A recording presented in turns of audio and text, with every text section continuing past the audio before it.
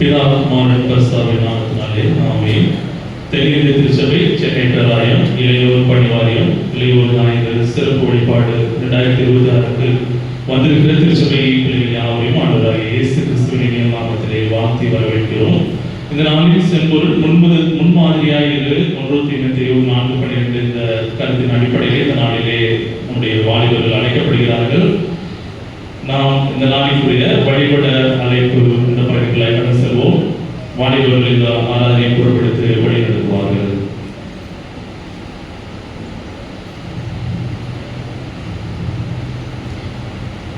தென்னிந்திய திருச்சபை சென்னை பேராயம் இளையோர் பணிவாரியம் இளையோர் ஞாயிறு சிறப்பு வழிபாடு 2026 செம்பொருள் முன்மாதிரியாய் இரு 1 தீமோத்தேயு 4:12 வழிபட அழைப்பு. அன்பானவர்களே, நீ இளைஞனாய் இருப்பதால் யாரும் உன்னை தாழ்வாக முன்மாதிரியாய் விளங்கு. 1 தீமோத்தேயு 4:12. இந்த நேரத்தில் நம் இருதயங்களை ஆண்டவருக்கு அர்ப்பணித்து வழிபடுவோம்.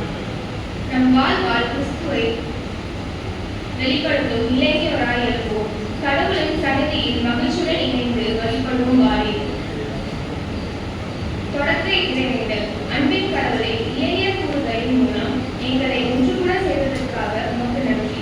முன்மாதிரியாய் இரு என்ற உமது வார்த்தையின்படி நல்ல சாட்சியாக வாழ கிருபை தாரும். எங்கள் வார்த்தை, நடத்தை, அன்பு, நம்பிக்கை அனைத்திலும் உம்மை வெளிப்படுத்த உதவி செய்யும். இங்கு கூடி வரும் ஒவ்வொருவரையும் ஆசீர்வதித்து உமது சமாதானத்தால் நிரப்பும். இந்த நாளில் எங்கள் இருதயங்களை உமக்கே அர்ப்பணிக்கிறோம். உமது சித்தத்தின்படி வாழும் இளைஞர்களாக எங்களை மாற்றும். இந்த ஆராதனையையும் நிகழ்ச்சிகளையும் உமது பரிசுத்த ஆவியால் நடத்தும். இயேசுவின் நாமத்தில் ஜெபிக்கிறோம். ஆமென். ஜெபிப்போம். நல்ல தகப்பனே, அருமையான ஓய்வு நாளின் காலை வேளையில் கூட நன்றி செலுத்தும் தகப்பனே, வல்லவர், மகிழ்வுள்ளவர், ராஜாதி ராஜா, கர்த்தாதி கர்த்தர், ஒருவராய் பெரிய அதிசயங்கள் செய்கிற தேவன், உன்னதமான தேவன், ஒருவராய் சாகாவிடையவரும் சேரக்கூடாத ஒளியில் வாசம் பண்ணுகிறவரும் மனுஷரில் ஒருவரும் கண்டிராதவரும் காணக்கூடாதவராக பரவப்பிதாவே, உமக்கே துதி கனமகிமை எல்லாவற்றையும் செலுத்துகிறோம். தகப்பனே, ஆசிரியப்பட்ட மன மகிழ்ச்சியின் ஆண்டவரே காலை வேளையில் கூட நன்றி செலுத்துகிறோம். தேவரே, என்னுடைய வாழ்க்கையிலே கடந்த காலங்களிலே செய்த ஒவ்வொரு நன்மைகளை நினைத்து ஆண்டவரே நன்றி செலுத்தும்படியாக ஆண்டவரே மறுபடியுமாய் நாளையத்துக்காய் வந்து ஆண்டவரே இந்த பாதவழியிலே அவனுடைய கொடுத்த மற்றும் ஒரு வாய்ப்புக்காய் நன்றி செலுத்துகிறோம்.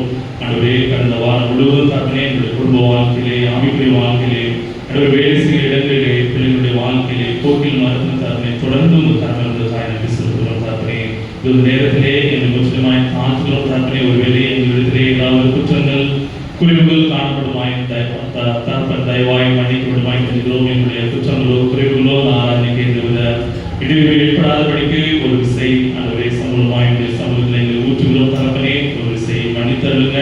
ஆண்டவரே, பரிசுத்தம் இல்லாமல் தேவனை ஒருவரும் தரிசனத்திலேயே வசனத்தின்படி தகப்பனே ஆண்டவரே பரிசுத்தம் இல்லாமல் நாங்கள் இந்த ஆராதனைகளாய் கடந்து செல்ல முடியாது.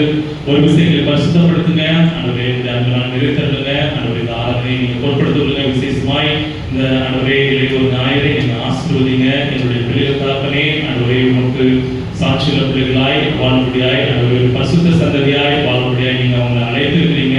அழைக்கப்பட்ட நோக்கத்தை உணர்ந்தவர்களாய் தன்னுடைய வாழ்க்கையை பரிசுத்தமாய் ஆண்டவரை காத்துக்கொள்ள கிருபையில் அவர்கள் கொடுங்க. தகப்பனே, ஆண்டவரே விசுவாசிகளுக்கு முன்மாதிரியாய் இருக்கக்கூடியாய் தகப்பனே அவருடைய ஆண்டவரே வாக்கிலும் தகப்பனே செய்கையிலும் தகப்பனே வார்த்தையிலும் விசுவாசத்திலும் அன்பிலும் கற்பிலும் பிள்ளைகள் தகப்பனே உமக்கு முன்மாதிரியாய் இருக்கக்கூடிய கிருபையை என்னுடைய பிள்ளைகளுக்கு தொடர்ந்து தகப்பனே வழி இதுவே இதை நடங்கள் என்ற அந்த சத்தத்தை அவர் எப்பொழுதும் அதை பெற்றுக்கொண்டு அதை நடக்கக்கூடிய கிருபையை கொடுங்க. பரிசுத்த ஆவியானவரின் துணை இல்லாமல் அவர் தகப்பனே இந்த உலகத்தை மேற்கொள்ள முடியாத ஒரு திசை தகப்பன் தாமே அவர்களை பரிசுத்த ஆவியானை நிரப்பி அவருடைய பிள்ளைகளை பரிசுத்தமாய் நீங்கள் நட்காத்துக் கொள்ள வேண்டுமாய் கேட்கிறோம். தகப்பனே, உலகத்தில் அநேக சோதனைகள் உண்டு, பரிசுத்தமில்லாத அநேக காரியங்கள் உண்டு தகப்பனே. ஆனாலும் அவைகளுக்கு எல்லாம் விலக்கி எங்களுடைய பிள்ளைகளை நீங்கள் வழிநடத்த வேண்டுமாய் கேட்கிறோம். இந்த நாளிலே நாங்கள் அவருடைய திருச்சபையாக இணைந்து எங்களுடைய பிள்ளைகளை ஆசீர்வதிக்கிறோம். அவருடைய வாழ்க்கை நீங்கள் பொருட்படுத்திக் கொள்ள வேண்டுமாய் கேட்கிறோம். தகப்பனே, வந்திருக்கிற ஒவ்வொரு திருச்சபை பிள்ளைகளையும் குடும்பங்களையும் ஆசீர்வதிங்க. அநேக தேவைகள் மத்தியிலே, பலவீனங்கள் மத்தியிலே, சோர்வுகள் மத்தியிலே அவர்கள் தகப்பனே ஒரு விசை நாளிலே அவர்கள் இந்த ஆலயத்திலிருந்து இருக்கிற ஒவ்வொரு விண்ணப்பங்களுக்கும் ஆம் என்றும் ஆமென் என்று நீங்கள் பதிலளிப்பதாக நன்றி செலுத்துகிறோம். இந்த ஆராதனையிலே நாங்கள் பாடப்போகிற பாடல்கள், நம்முடைய வாசிக்கிற வசனங்கள், கேட்கிற செய்திகள் எல்லாம் உங்களுடைய சமூகத்தில் பெரிதாய் வேண்டுமாய் கேட்கிறோம். எங்களை முற்றிலுமாய் தாழ்த்துவது பார்த்து வைக்கிறோம். பொருட்படுத்துகிறது ஆசிரியர்கள் அப்படின்றதுங்க கர்த்தர் பெருமாள் இயேசு கிறிஸ்துவின் நாமத்தில் ஜெபிக்கிறோம் பிதாவே. நம்முடைய ஆராதனைக்கு ஆரம்பமாக ஆண்டவரை போற்றுகிறாம். பாமாலிகளே 249 பார்க்கிறோம். பாமாலி 249.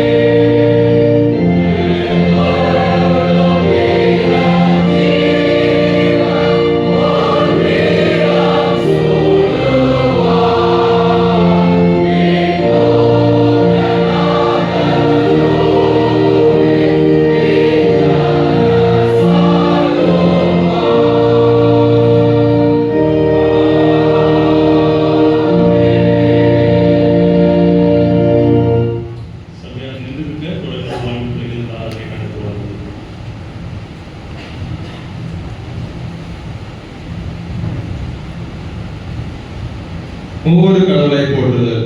ஒழுங்கின் மேலிருந்து படைப்பனைத்தையும் ஒழுங்குபடுத்திய இறையே, படைப்புக்கு எதிராய் செயல்படும் ஆதிக்க சக்திகளை அழிப்பதற்கு முன்மாதிரியான தலைவர்களை தொடர்ந்து ஆற்றுப்படுத்தி விடுதலைக்கு விதித்திட்ட விடுதலையாளராம் கடவுளே, உம்மை போற்றுகிறோம்.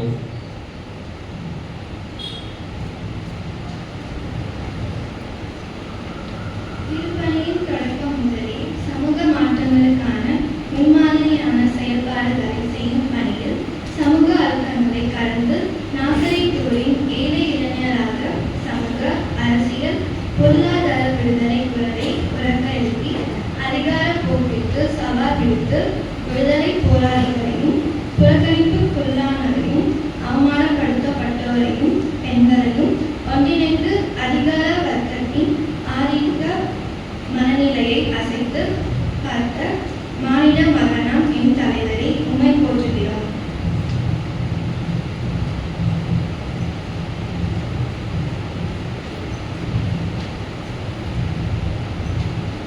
எங்கெல்லாம் ஏற்றத்தாழ்வு நிலை நீடிக்கின்றதோ அங்கெல்லாம் சமநிலை சிந்தனைகளை முன்வைத்து தீமைகளை அகற்றி சமூக நீதி சிந்தனைகளை உள்ளத்தில் நிறைத்து அநீதி கண்டு வெகுண்டெழும் ஆன்மீகத்தை தொடர்ச்சியாக இளையோராம் எங்களுக்கு உணர்த்தி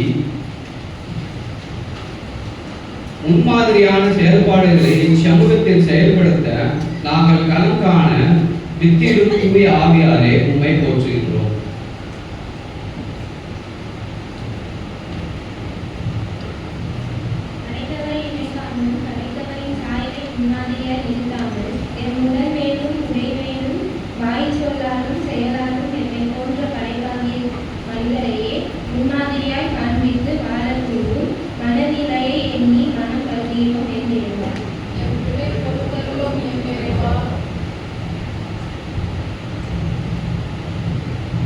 உலகத்தின் முன்மாதிரியான இளைஞராம் இயேசுவினிடம் அன்பு, அமைதி, மகிழ்ச்சி, சந்தோஷம் இருக்கிறது என்பதை மறந்து அந்த மகிழ்ச்சியும் சந்தோஷமும் இணையத்திலும் சமூக வலைதளத்திலும் போதை இச்சை கலாச்சாரத்திலும் மட்டும்தான் இருக்கிறது என்ற பொய்யை உண்மையென எங்கள் உள்ளத்தில் விதைத்து ஆக்கிரமித்துள்ளது என்பதை ஆய்வுறாமல் அடிமைப்பட்டிருப்பதை எண்ணி மனம் வருந்துகிறோம் என்கிறேவா.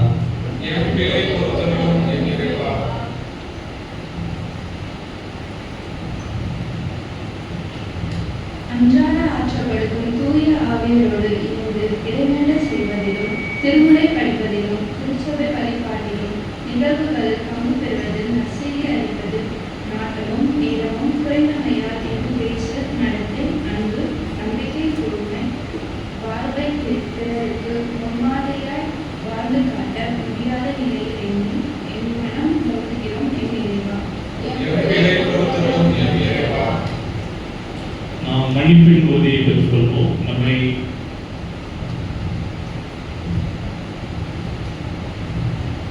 நம்மை படைத்தவரும் நடத்திப்பும் வழங்குகின்றவருமான கடவுள் நாம் செய்கின்ற செயலும் சொல்லுக்கும் நினைவிற்கும் கண்களிடம் நாட்டத்திற்கும் உரிய தீர்ப்பினை வழங்குவார் என்பதை உணர்ந்து மனம் திரும்பி உண்மையான உள்ளத்தோடு அவரிடம் வருவோரை அவர் மன்னித்து அவர் தம் மைந்தராம் இயேசு கிறிஸ்துவின் நம் இளமை பருவத்தில் மகிழ்ச்சியாக்கி உள்ளத்தை கழிப்பிடை செய்து கண்களின் நாட்டத்தை நிறைவேற்றி நம்மை நிறைவாழ்வுக்குரிய முன்மாதிரியாய் விளங்கச் செய்வாராக. ஆமென். சர்வ வல்லமையும் நிறைந்திருக்கும் ஆண்டவர் மன்னிப்பையும் பாவத்தின் கட்டளை வாழ்க்கையை செய்வதற்கான காலத்தையும் தனது பசுத்தாவின் கிருபையும் தேவதையும் தந்துடுவாராக. ஆமென். திருச்சபையார் அமர்வும் வேத பாடல்கள் வாசிக்க கேட்போம்.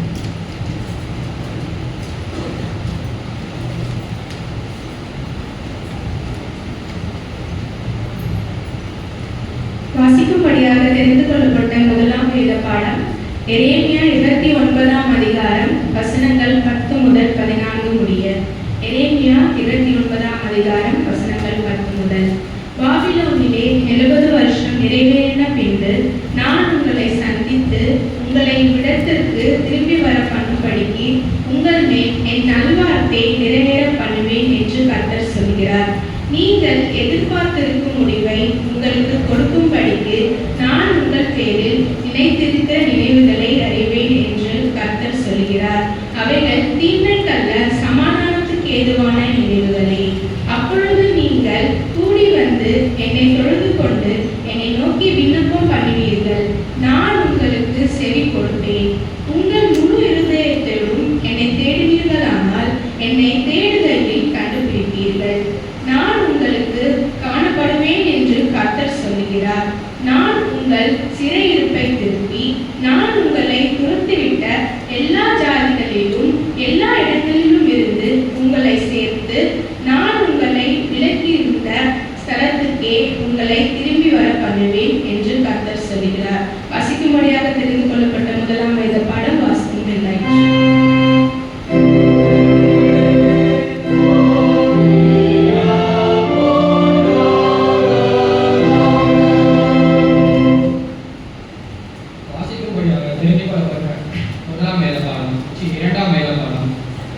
எபிரேயர் 11ஆம் அதிகாரம் வசனங்கள் 17 முதல் 31 வரை. எபிரேயர் 17ஆம் அதிகாரம் வசனங்கள் 17 முதல். மேலும் விசுவாசத்தினாலே ஆபிரகாம் தான் சோதிக்கப்பட்ட போது ஈசாக்கை பலியாக ஒப்புக் கொடுத்தான். ஈசாக்கின் இடத்தில் உன் சந்ததியை விளங்கும் என்று அவனுடைய சொல்லப்பட்டிருந்தது. இப்படிப்பட்ட வாக்குத்தத்தங்களை பெற்றவன் மரித்தோரிலிருந்து எழுப்ப தேவன் வல்லவராய் இருக்கிறார் என்று எண்ணி தனக்கு ஒரே பேரானவனையை பலியாக ஒப்புக் கொடுத்தான். மரித்தோரிலிருந்து அவனை பாவனையாக திரும்ப விசுவாசத்தினாலே ஈசாக்கு வரும் காரியங்களை குறித்து யாக்கோபையும் ஏசாவையும் ஆசீர்வதித்தான். விசுவாசத்தினாலே யாக்கோபு தன் மரண காலத்தில் யோசேப்பினுடைய குமாரர் இருவரையும் ஆசீர்வதித்து தன் கோலின் முனையிலே சாய்ந்து தொழுது கொண்டான். விசுவாசத்தினாலே யோசேப்பு இஸ்ரவேல் புத்திரர் எகிப்து தேசத்தை விட்டு புறப்படுவார்கள் என்பதை பற்றி தன் அந்திய காலத்தில் பேசி தன் எலும்புகளை குறித்து கட்டளை கொடுத்தான். மோசே பிறந்தபோது அவனுடைய தாய் தகப்பன்மார் அவனை அளவுலவில்லை என்று கண்டு விசுவாசத்தினாலே ராஜாவினுடைய கட்டளைகளுக்கு பயப்படாமல் அவனை 3 மாதம் ஒழித்து வைத்தார்கள். விசுவாசத்தினாலே மோசே தான் பெரியவனான போது பார்வோனுடைய குமாரத்தின் மகன் எனப்படுவதிலிருந்து அநித்தியமான பாவ சந்தோஷங்களை அனுபவிப்பதை பார்க்கிறோம். தேவனுடைய ஜனங்களுடைய துன்பத்தை அனுபவிப்பதை தெரிந்து கொண்டு இனி வரும் பலன்மை நோக்கமாக இருந்து எகிப்தில் உள்ள பொக்கிஷங்களிலும் கிறிஸ்துவ நிமித்தம் வரும் நிந்தையை அதிக பாக்கியம் என்று எண்ணினான். விசுவாசத்தினாலே அவன் அதரிசனமானவரை தரிசிக்கிறது போல உறுதியிருந்து ராஜாவின் கோபத்திற்கு பயப்படாமல் எகிப்தை விட்டு போனான். விசுவாசத்தினாலே முதல் பேரானவர்களை சங்கரிக்கிறவன் இஸ்ரவேலை தொடாதபடிக்கு அவன் பஸ்காவையும் ரத்தம் பூசுதலாக நியமத்தையும் ஆசரித்தான். விசுவாசத்தினாலே அவர்கள் சிவந்த சமுத்திரத்தை உலகத்தை கடந்து போவது போல கடந்து போனார்கள். எகிப்தியர் அப்படி செய்ய துணிந்து அமைந்து போனார்கள். விசுவாசத்தினாலே எரிகோ பட்டணத்தின் மதில்கள் 7 நாள் சுற்றி வரப்பட்டு விழுந்தது. விசுவாசத்தினாலே ராகாப் என்னும் வேசி வேவுக்காரத்தை சமாதானத்தோடு ஏற்றுக்கொண்டு கீழ்ப்படியாதவர்களோட கூட சேதமாகாதிருந்தார். பாடம் முடிந்தது.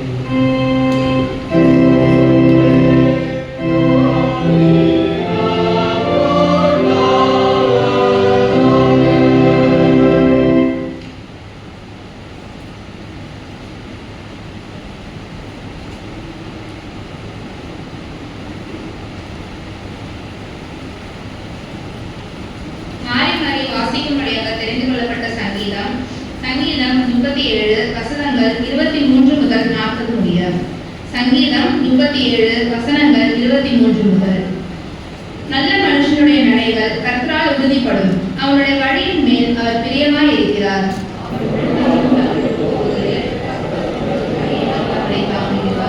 நான் இளைஞனாய் இருந்தேன், முதிர் வயதுள்ளவனும் ஆனேன். ஆனாலும் நீதிமான் கைவிடப்பட்டதையும் அவன் சந்ததி அப்பத்துக்கு இறந்து திரிகிறதையும் நான் காணவில்லை. தீமையை விட்டு விலகி நன்மை செய், என்றென்றைக்கும் நிலைத்திருப்பார்.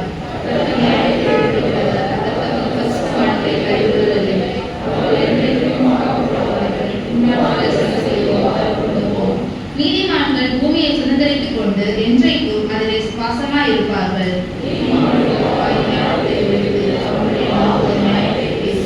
அவனுடைய தேவன் அவருடைய வேதம் அவன் இருதயத்தில் இருக்கிறது, அவன் நடைகள் ஒன்றும் பிசக்குவதில்லை. கர்த்தரோ அவனை இவன் கையில் விடுவதில்லை, அவன் நியாயம் விசாரிக்கப்படுகையில் அவனை ஆர்ப்பணிக்குள்ளாக தீர்ப்பதும் இல்லை. கர்த்தருக்கு காத்திருந்து அவருடைய வழியில் கைத்தர்கள், அப்பொழுது நீ பூமியை சுதந்திரித்துக் கொள்வதற்கு அவனுடைய வேண்டுவார். உடைய பலவந்தனான ஒரு துன்மார்க்கனை கண்டேன், அவன் தனக்கேற்ற நிலத்தில் முளைத்திருக்கிற பச்சை மரத்தை போல் தழைத்தவனாய் இருந்தான். போனான், பாருங்கள், அவன் இல்லை, அவனை தேடினையும் அவன் காணப்படவில்லை. நீ உத்தமனை நோக்கி செம்மையானவனை பார்த்திரு, அந்த மனுஷனுடைய முடிவு சமாதானம்.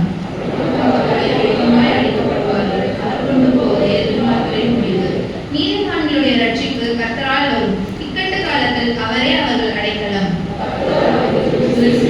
அவர்களை விடுவிப்பார், அவர்கள் அவரை நம்பியிருக்கிறபடியால் அவர்களை துன்மார்க்கத்தை கைக்கு தப்புவித்து ரட்சிப்பார்.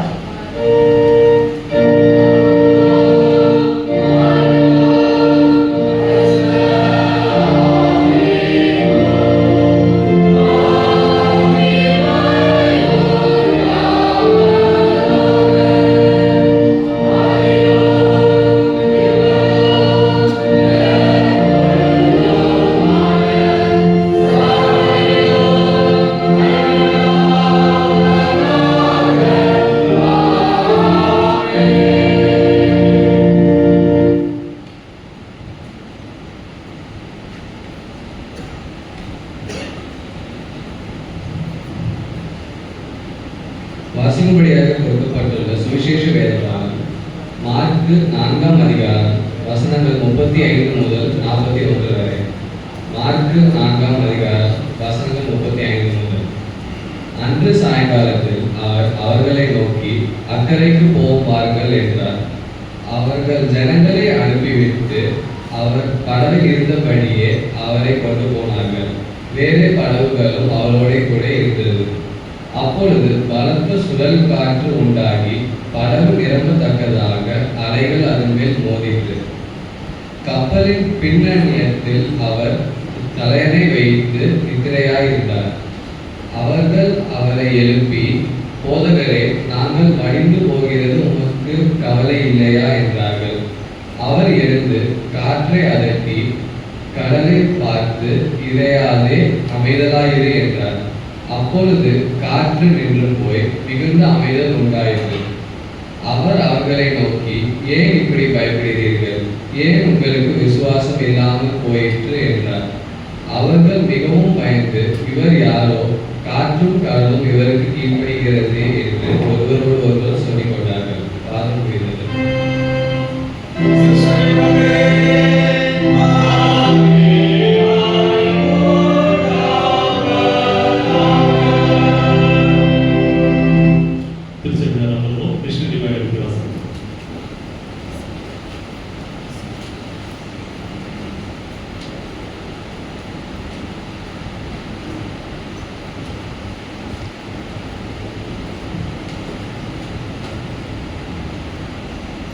மனிதர்களை தேடிய மாமனிதர்கள் வரிசையில் இன்று நாம் காண இருக்கும் மாமனிதர் K.S. ஆபிரகாம். ஆண்டவரின் பணியானாலும் உலக வேலையானாலும் பணிமாற்றம் என்பது அடிக்கடி நிகழ்வதுண்டு. திடீரென கட்டளையிடப்படும் பணிமாற்றங்களை பலர் விரும்புவதில்லை. உலக பணிகளில் சாக்குப்போக்கு சொல்லியோ சதி ஆலோசனை செய்தோ தமக்கு வரும் விருப்பமில்லா பணியிட மாற்றத்தை தகர்த்து விடுபவர் பலர். ஆனால் ஊழிய பணியில் அப்படி செய்வது சரியோ? போதகராக பணியாற்றிய K.S. ஆபிரகாம் ஐயர் ஒரு கிராம பகுதியில் சுவிசேஷ ஊழியம் செய்து கொண்டிருந்த நேரம் அது. வீட்டிற்கு தந்தி ஒன்று வந்தது. அவர் பணியிடம் மாற்றப்பட்டிருந்தார். அந்நாட்களில் தொலைபேசி வசதி இல்லாத காரணத்தால் போதகரின் மனைவி ஐயரிடம் ஆள் அனுப்பி, அதிக வசதி இல்லாத இடம், வேறு இடத்திற்கு மாறுதல் கேட்கவும் என்று சொல்லி அனுப்பினார். போதகரிடமிருந்து ரோமர் 8:28 வாசி என்ற பதில் வந்தது. போதகர் மனைவி தன்னை ஆண்டவருக்குள் புதுப்பித்துக் கொண்டார். குடும்பமாக தங்களுக்கு கொடுக்கப்பட்ட இடத்திற்கு மாற்றலாகி சென்றனர். ஊழியத்தில் அர்ப்பணிப்பும் ஏற்றுக்கொள்ளுதலும் அவசியம் தேவை. அவ்வாறு சுய சித்தத்தை சாவடிக்கிறவர்களே ஊழியக்காரர்கள், மற்றவர்கள் ஊதியக்காரர்கள். 1954ஆம் ஆண்டு முதல் 1973ஆம் ஆண்டு வரை தென்னிந்திய திருச்சபையின் போதகராக பல்வேறு இடங்களில் பணியாற்றிய ஆபிரகாம் ஐயர் அவர்கள் இசை ஞானம் மிக்கவர். கதாபாலன் சேவம் நடத்தி கிறிஸ்துவின் பாடுதலை அறிவிப்பதில் அவருக்கு நிகர் அவரே. மிஷனரி பணியில் ஆர்வம் காட்டிய ஐயர் அவர்கள் நண்பர் சுவிசேஷ குழுவின் மிஷனரியாக தன்னை அர்ப்பணித்து மிஷனரி போதகராக மாபெரும் பணிகளை செய்தவர் என்பது குறிப்பிடத்தக்கது. அன்பரே, பணியிட மாற்றம் வரும்போது கிறிஸ்துவின் சித்தத்திற்கு உங்களை அர்ப்பணிக்கிறீர்களா? அடிப்பணிக்கிறீர்களா? பாடல்கள் பாடும் பொழுது ஒருவரும் பொய் பாட்டு பாடக்கூடாது, அர்த்தம் உணர்ந்து பாட வேண்டும் என்று K.S. ஆபிரகாம் கூறுகிறார். ஜெபம். ஆண்டவரே, நான் பாடும் ஒவ்வொரு பாட்டும் மக்களின் மனமாற்றம் செய்வதற்கு அமையட்டும். ஆமென். தொடர்ந்து நம்மளுடைய நாம் மைப்படுபடியாகவும் நம்முடைய செய்திக்கு ஆதாரமாகவும் பாமாலைகளை 384 பாடுவோம். பாமாலை 384.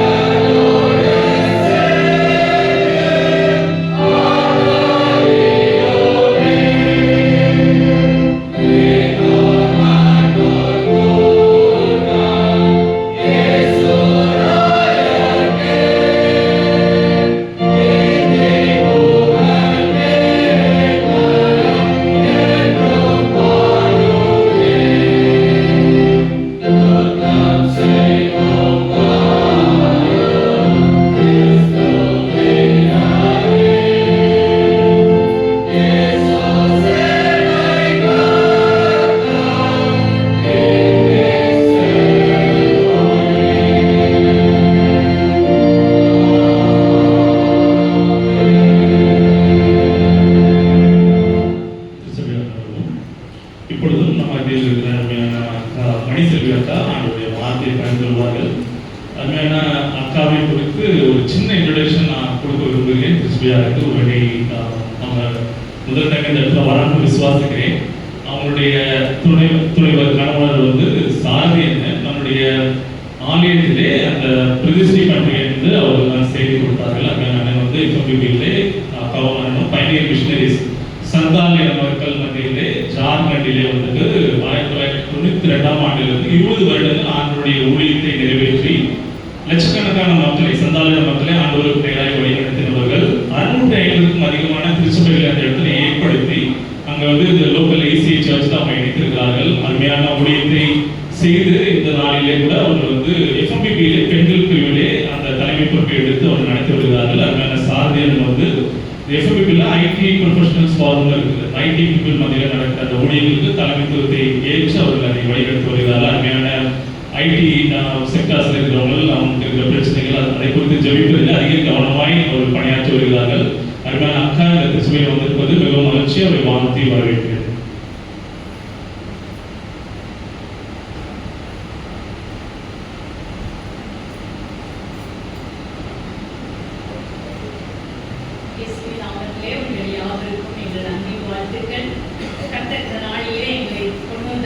நான் ஆண்டவருக்கு அதிகமாக நன்றி செலுத்துகிறேன். இப்படி தேவனுடைய பிள்ளைகளாக இந்த உயிர்த்தெழுந்த நாளில் காலையிலே கூடி வந்திருக்கும் போது தன்னுடைய வார்த்தையை பகிர்ந்து கொள்வதற்கு தேவன் தந்த வாய்ப்புக்காக நன்றி செலுத்துகிறேன். நண்பர் சுவிசேஷ ஜெப குழுவின் சார்பிலே அனைத்து மிஷனரிகள் எங்களுடைய குடும்பங்கள் சார்பிலே உங்களை அதிகமாக வாழ்த்துகிறோம். இது யூத் சண்டே இல்லைங்களா? ஒரு அழகான பருவம். கொஞ்சம் பேர் தான் யூத் வந்துருக்கீங்கல்ல, சைடில் கொஞ்சம் பேர் உட்காந்துருக்கீங்களா என்னன்னு தெரியல. மிகவும் வேகமாக கடந்து செல்கிற பருவம் இல்லைங்களா? சைல்ட்ஹுட் டேஸ் ஆனாலும் சரி, டீனேஜ் நம்முடைய இளம் பருவத்தினுடைய காலங்களானாலும் சரி, இந்த வாலிப நாட்களானாலும் சரி, இது வேகமாக கடந்து விடுவதனாலே இதுக்கு ஒரு அதிக முக்கியத்துவத்தை நாம் வாழ்க்கையில கொடுக்கிறோம். தேசம் கொடுக்கிறது, நம்முடைய குடும்பங்கள் கொடுக்கிறார்கள், நாமே நம்மை அதிகமாக அதில் முக்கியப்படுத்திக் கொள்கிறோம். வேதத்துல ஒரு அழகான வார்த்தை இருக்குது. நம்ம சங்கீதம் 90 சங்கீதம் 90 நான் ஆதாரமாக எடுத்திருக்கிறேன். சங்கீதம் 90. இந்த சங்கீதத்தை யார் எழுதுகிறார் என்றால் மோசே எழுதுகிறார் என்று சொல்லி நமக்கு அந்த சங்கீதத்தின் ஆரம்பத்தில் எழுதியிருக்கிறது. தேவனுடைய மனிதனாகிய மோசேயின் ஜெபம் என்று சொல்லி மோசே தேவனுடைய ஜனங்களை 40 வருடம் வனாந்தரத்திலே நடத்தி வந்திருக்கிறார். அவருடைய ஒரே ஒரு பாடல் மட்டும் இதில் குறிப்பிடப்பட்டிருக்கிறது பெயர் சொல்லி. இதுல மிகவும் முக்கியமாக சொல்லப்பட்டிருக்கிற வார்த்தைகள் இந்த அதிகாரம் முழுவதும் வாசித்தீங்கன்னா கூட இதுல காலங்கள், சமயங்கள், யுகங்கள், நாட்கள் அப்படின்னு நிறைய வருவதை நீங்க பார்க்க முடியும். மோசே தன்னுடைய வயதுக்கான காலத்துல அவர் இளம் வாலிபராக அவர்களை நடத்தி செல்லவில்லை. 40 வருடங்கள் அரண்மனை வாழ்வு, 40 வருடங்கள் வனாந்திரம், அடுத்த 40 வருடங்கள்ல இந்த மக்களை அழைத்து வருகிற ஒரு அருமையான ஒரு காரியம். 80 வயது மனிதர் இதை பாடல் எழுதும் போது எத்தனை வயது இருக்கும்னு நமக்கு தெரியாது. ஆனா அவர் எழுதும் போது எப்படி எழுதுறாரு அப்படின்னா 12வது வசனத்துல சொல்லியிருக்கிறது, நாங்கள் ஞான இருதயம் உள்ளவர்கள் ஆகும்படி எங்கள் நாட்களை எண்ணும் அறிவை எங்களுக்கு போதித்தரலும். நாங்கள் ஞான இருதயம் உள்ளவர்கள் ஆகும்படி எங்கள் நாட்களை எண்ணும் அறிவை எங்களுக்கு போதித்தரலும். 14வது வசனம் விதமாக சொல்கிறது, நாங்கள் எங்கள் வாழ்நாளெல்லாம் மகிழ்ந்து கழிகூறும்படி காலையிலே எங்களை உமது கிருபையால் திருப்தியாகும். இந்த நாட்கள் என்ன என்னும்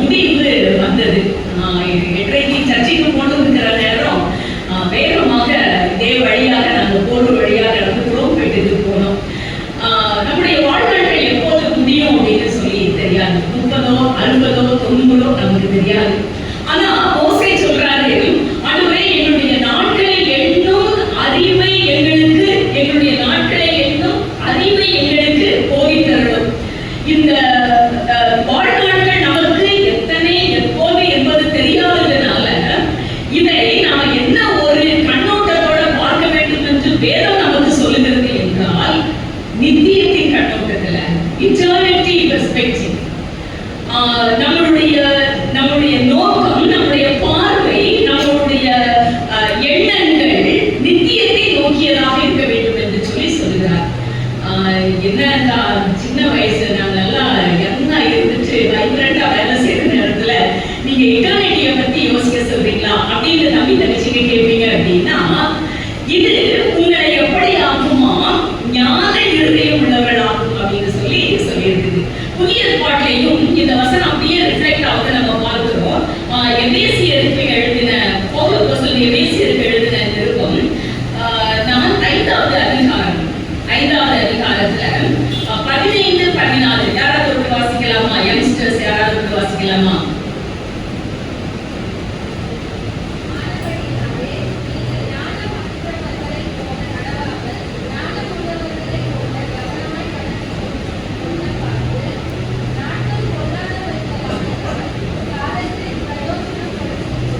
சரியா? இங்க திரும்பவும் என்ன சொல்றாரு? நீங்க ஞானமற்றவர்களை போல நடக்காமல் ஞானம் உள்ளவர்களை போல கவனமாய் நடந்து கொள்ள பார்த்து நாட்கள் பொல்லாதவைகளாவதால் காலத்தை பிரயோஜனப்படுத்திக் கொள்ளுங்கள். காலங்கள் பொல்லாதவைகள் இல்லையா? போராட்டங்களா நடந்துட்டே இருக்குது. நேற்று யங்ஸ்டர்ஸுக்கு ஒரு பெரிய வெற்றி அப்படின்னு சொல்லி எல்லா செய்தித்தாள்களும் சேனல்களும் வழங்கினாங்க இல்லையா? இது எந்த விதமான வெற்றி, இது நிரந்தரமான வெற்றியா, இதுக்குள்ள என்னெல்லாம் காரியங்கள் அடங்கி இருக்கிறது என்பதை நீங்க யங்ஸ்டர்ஸ் இன்னொரு கண்ணோட்டத்தோட பார்க்கணும்னு சொல்லி நான் விரும்புகிறேன். இதை நீங்க எல்லாரும் வாசிப்பது போல வாசித்து எல்லாரும் சத்தமிடுவது போல சத்தமிடலாம். முடியாது. உங்களுடைய எஜுகேஷனுக்கோ, உங்களுடைய எதிர்காலங்களுக்கோ, உங்களுடைய வாழ்வாதாரங்களுக்கோ சவாலாக அமைந்திருக்கிற காலம் இது. நாட்கள் பொல்லாதவைகள். முந்தி இருந்தது போல இப்போது இல்ல. ஆனா அப்படி சொல்லாதன்னு சொல்லிட்டு வேதம் சொல்லுது இல்லையா? பிரசங்கில சொல்லுது, முன்னால இருந்தது போல இல்லைன்னு சொல்லாத. அப்படின்னா என்ன? இந்த காலங்களிலே, இந்த நாட்களிலே, பொல்லாதவைகளாக இருக்கிற நாட்களிலே நீங்களும் நானும் விசேஷமாக அருமையான வாலிப தம்பி தங்கச்சிங்க, உங்களுடைய காலங்கள் சிறப்பானதாக செழிப்பானதாக இருக்க முடியும் என்று சொல்லியும் வேதம் அழுத்த திருத்தமாக பழைய ஏற்பாட்டிலேயும் புதிய ஏற்பாட்டிலேயும் சொல்கிறது. அப்படி இருந்தால் எப்படி இருக்க வேண்டுமோ? நீங்கள் ஞான இருதயம் உள்ளவர்களாக இருக்க வேண்டும் என்று சொல்லி, இந்த ஞான இருதயம் உள்ளவர்கள் என்பதற்கும் நம்முடைய நாட்கள் என்பதற்கும் ஒரு நெருங்கிய தொடர்பு இருக்கிறது. ஒரு 2-4 வார்த்தைகள் நீங்க இதை ஞாபகத்துல எடுத்து சொல்லணும்னு சொல்லி நான் ஆசைப்படுறேன். நம்முடைய வேதத்துல நம்ம தினத்தோறும் வேத வாசிக்கும் பழக்கம் அருமையான வாழ்வு தம்பி தங்கச்சிமாருக்கு இருக்குன்னு சொல்லி நான் நம்புறேன். கை வைத்து சொல்லல. ஆனா இது உங்களுக்கு வேணும். ஏன் அப்படின்னா, இது நம்முடைய நாட்களையும் நேரங்களையும் குறித்து இந்த வேதம் முதலில் இருந்து கடைசி வரைக்கும் பேசுகிறது. முதல்ல இருந்து என்ன பேசுது? ஆதியிலே தேவன் வானத்தையும் பூமியும் உண்டாக்கினார். ஆதியிலே, from the beginning. அது ஒரு காலத்தை சொல்லுகிறது. கடைசியில் எப்படி முடியுது? வானம் கர்த்தாகிய ஆண்டவரே நீர் வானம் அப்படின்னு சொல்லி முடியுது. எதிர்காலத்தை பார்க்கக்கூடிய விதத்திலே அதையும் அப்படி ஒரு காலத்தோடு தான் முடிகிறது. அப்படி என்றால் காலமும் நாட்களும் நேரங்களும் நமக்கு ரொம்ப முக்கியமானது. இந்த வாலிபம் சீக்கிரமாக கடந்து போயிடும். இந்த வாலிப நாட்கள்ல நான் வாலிப நாட்டில் இருந்ததையும் நாங்கள் எழுதி பார்க்கிறோம். சீக்கிரமாக கடந்து போகிற ஒரு நாட்கள். சரி, இந்த காலங்கள் நேரங்கள் என்பதை வேதம் 2 காரியங்களை நமக்கு சொல்கிறது. 2 காரியம் ஒருவேளை ஆங்கில வேதாகமத்தை படிக்கும் போது உங்களுக்கு புரியறதுக்கு வாய்ப்பு இருக்கிறது. அதே போல மூல பாஷையில் ஒரிஜினல் லாங்குவேஜ்ல படிச்சோம் அப்படின்னா 2 வார்த்தைகள் சொல்லப்பட்டிருக்கிறது. நம்முடைய நாட்கள், நம்ம கேலண்டரை பார்க்கிறோம், நேரங்கள் இருக்கிறது, நாட்கள், வாரங்கள், வருடங்கள் நமக்கு சொல்லப்படுகிறது. அதை வைத்துதான் நம்முடைய காலநிலையை நம்ம கடத்துகிறோம். இதற்கு மேற்பட்டு தருணங்கள், சமயங்கள், சில சமயங்கள் குறிக்கப்பட்டிருக்கிறது. இது அந்த மூல பாஷையில கிரீக் சொல்லித்தரேன்னு யோசிக்காதீங்க. இதை நீங்க புரிந்து கொள்வது ரொம்ப அவசியம்னு சொல்றதுனால நான் சொல்லுகிறேன். குரோனோஸ், இது நம்முடைய வாழ்நாட்கள், நம்முடைய காலங்கள், வருடங்கள், மாதங்கள், இவைகள் எல்லாம் அடங்கும். ஆனா இன்னொரு வார்த்தையும் வேதாகமத்துல மறுபடியுமாக குறிக்கப்பட்டிருக்கிறது. அது என்ன வார்த்தை அப்படின்னா கைரோஸ். சொல்லி கிரேக்க பதத்துல சொல்லுவாங்க. இந்த கைரோஸ் என்ன அப்படின்னா தருணங்கள், ஒரு சின்ன ஆப்பர்ச்சுனிட்டி. இது எப்படி நமக்கு கொடுக்கப்படுகிறது அப்படின்னு சொல்லி வேதம் சொல்லுது அப்படின்னா தேவனால கொடுக்கப்படுகிறது. God given time, God given opportunity. இந்த கைரோஸ், இந்த குரோனோஸ் நம்ம நிறைய யோசிக்கல. நாளும் கூட அப்படியே ஓடிடும். ஏதோ நம்ம படிக்கணும், சம்பாதிக்கணும், கல்யாணம் பண்ணணும், அப்படியே நம்ம வாழ்க்கையை வாழ்ந்து முடிக்கணும் அப்படின்னு நம்ம நிறைய நேரம் நினைச்சிடும். ஆனா அங்கு முடிவது இல்லை. God given opportunity. The kairos நம்ம வாழ்க்கையில வந்து போயிட்டே இருக்குது, வந்து போயிட்டே இருக்குது. ஆண்டவர் என்ன சொல்றாரு?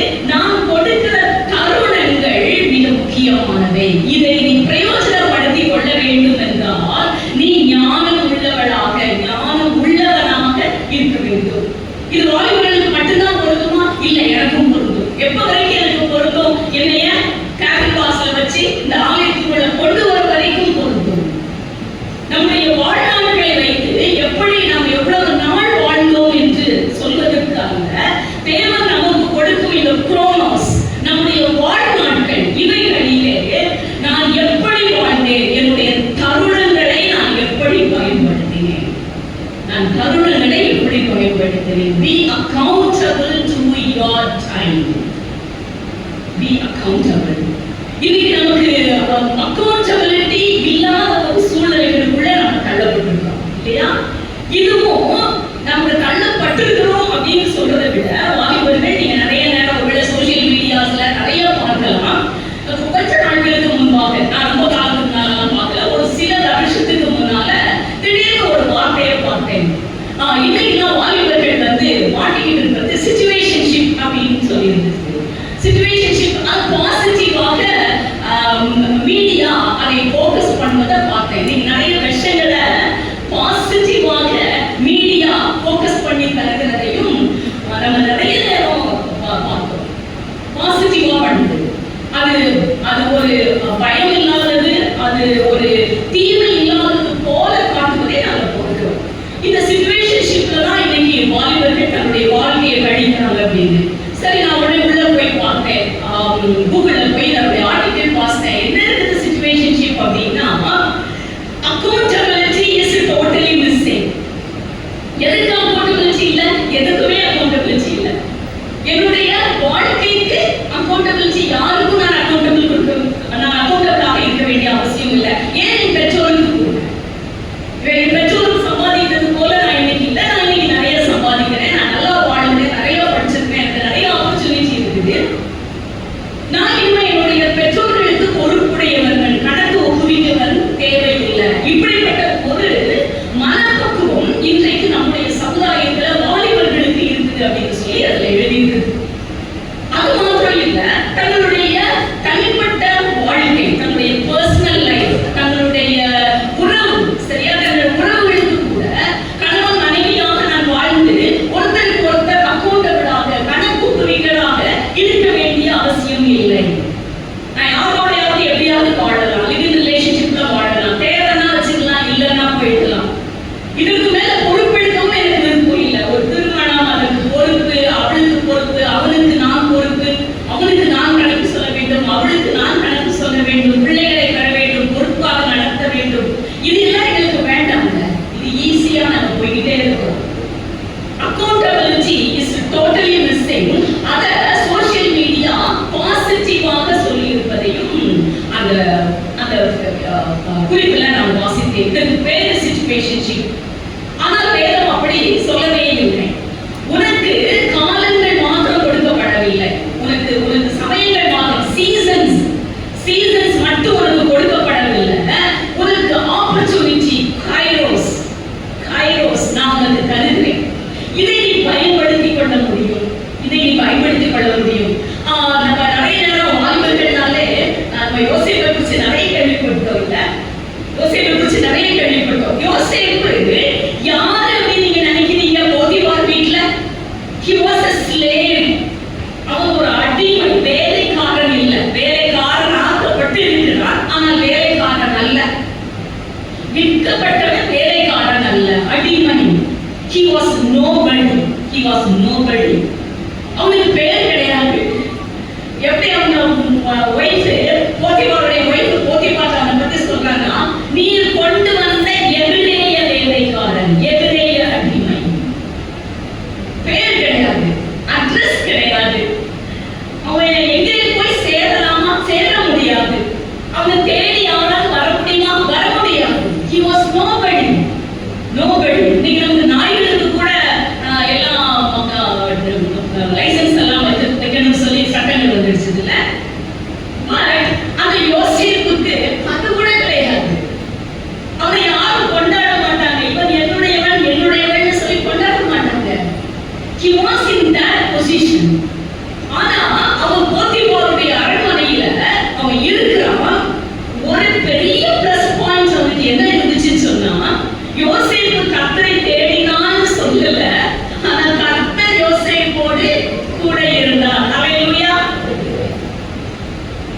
மை டியர் தங்கச்சி தம்பி, உங்களோட கர்த்தர் இருக்கிறார். நீங்க அவர் சொல்றதுக்கு முன்னால he owns you. உங்களை அவர் உரிமையாக்கி இருக்கிறார். உங்களை என் பிள்ளை வைத்திருக்கிறாரு.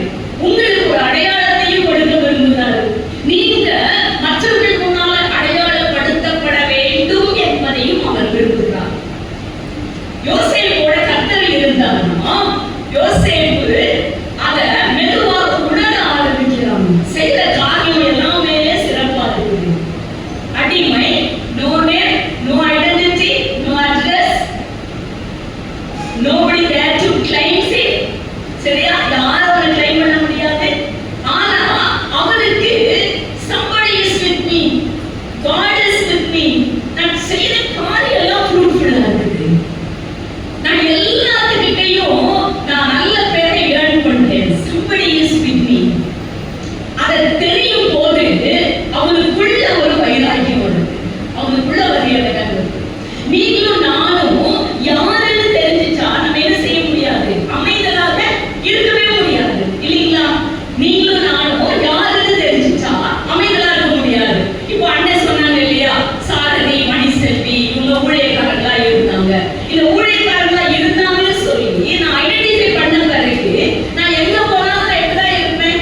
ஊழியக்காரியா, ஊழியக்காரனா, இயேசுவினுடைய பிள்ளையா, அவர் பிரதிபலிப்பதில் நான் கவனமாக கண்டிப்பாக இருப்பேன். 24 மணி நேரமும் அது எனக்கு இருக்கும். ஆண்டவர் மூலியமா அப்படித்தான் அடையாளம் காட்டுகிறார். யோசேப்பு அங்க இருக்கும் போது ஒரே ஒரு தருணம் கொடுக்கிறார். சரிங்களா? அவர் கூட இருக்காரு. காரியம் எல்லாம் ஜெயமா இருக்குது. நல்லா படிக்கிறோம், நல்லா வேலை பார்க்கிறோம், நல்லா சம்பாதிக்கிறோம், நல்ல பேர் இருக்குது. ஒரு தருணம் கொடுப்பாரு. உன்னுடைய அக்கௌண்டபிலிட்டிய நீ எனக்காக ஒரு தடவை ப்ரூவ் பண்றியா? ஒரு தடவை எனக்காக ஸ்டாண்ட் பண்றியா?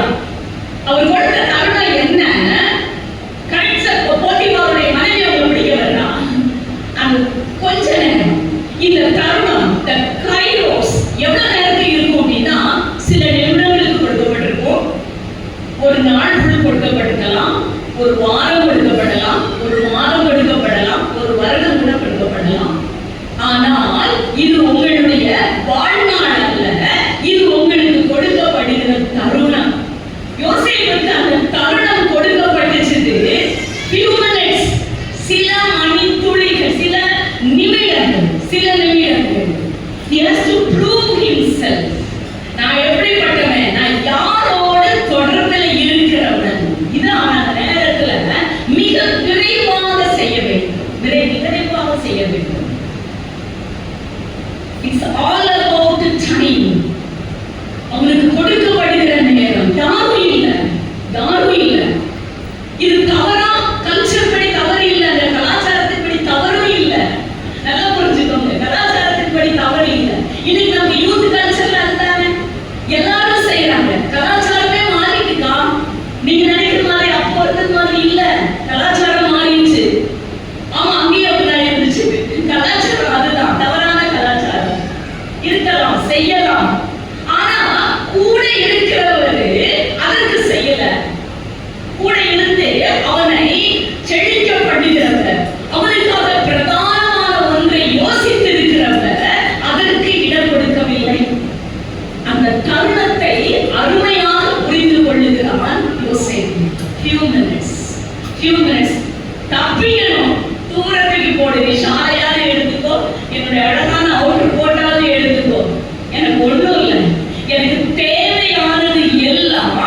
என்னோடு தொடர்பில் இருக்கிறவருக்கு தொடர்பில் இருக்கிறவர் அனுமதிக்கிற இந்த டைம்ல நான் அவருக்கு தான் உண்மையா இருக்கணும்.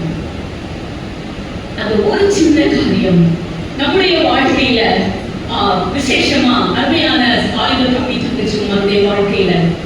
நமக்கு பலவிதமான தருணங்கள் இருக்குது இல்லையா? நீங்க நினைக்கலாம், நீங்க சொல்லலாம், அக்கா நீங்க யாரெல்லாம் சொல்றீங்க. பட் என்னுடைய நிலைமையை தனிப்பட்ட விதமா யோசித்து பார்த்தீங்க அப்படின்னா, எனக்கு நிறைய நெருக்கங்கள், எனக்கு பல பிரச்சனைகள். ஒருவேளை என்னுடைய குடும்பத்தார் கூட என்னை புரிந்து கொள்ளல.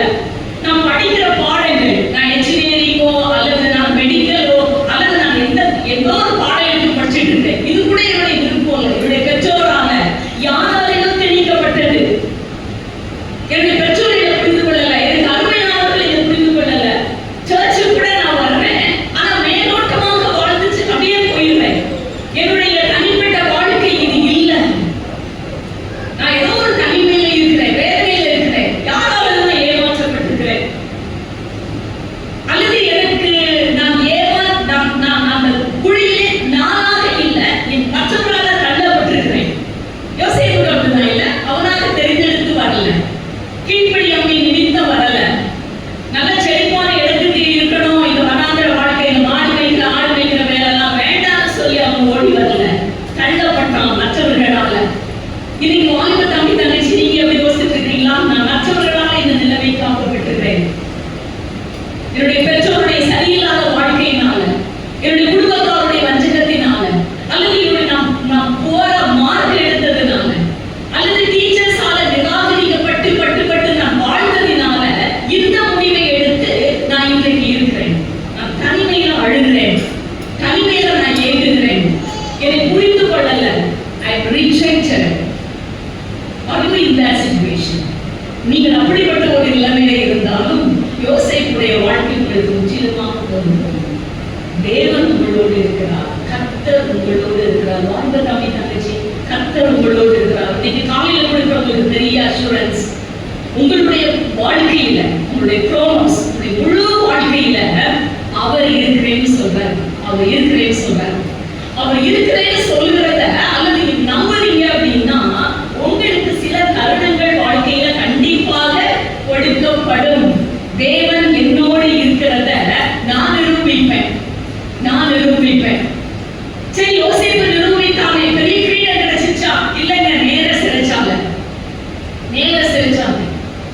ஆனால் அங்க போயிருக்கும் போதும் அவருடைய நினைவுகள், அவருடைய காரியங்களை அவன் கவனிக்கும் போது இன்னும் கர்த்தர் என் கூட இருக்கிறார்.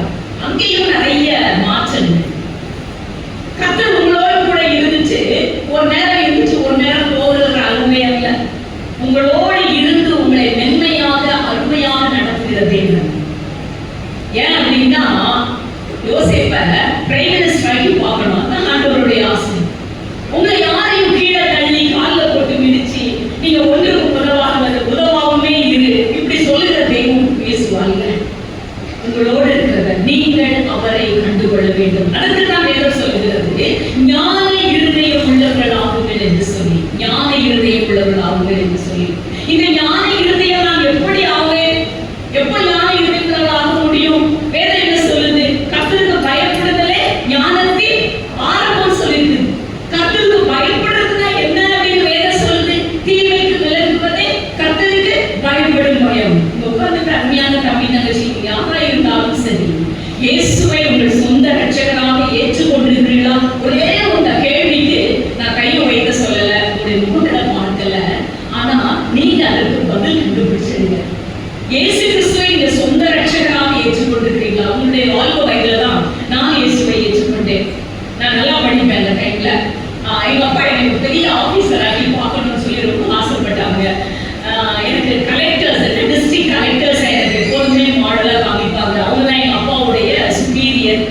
அதனால நீ ஒரு நாள் ஒரு டிஸ்ட்ரிக்ட் கலெக்டராக மாறணும்.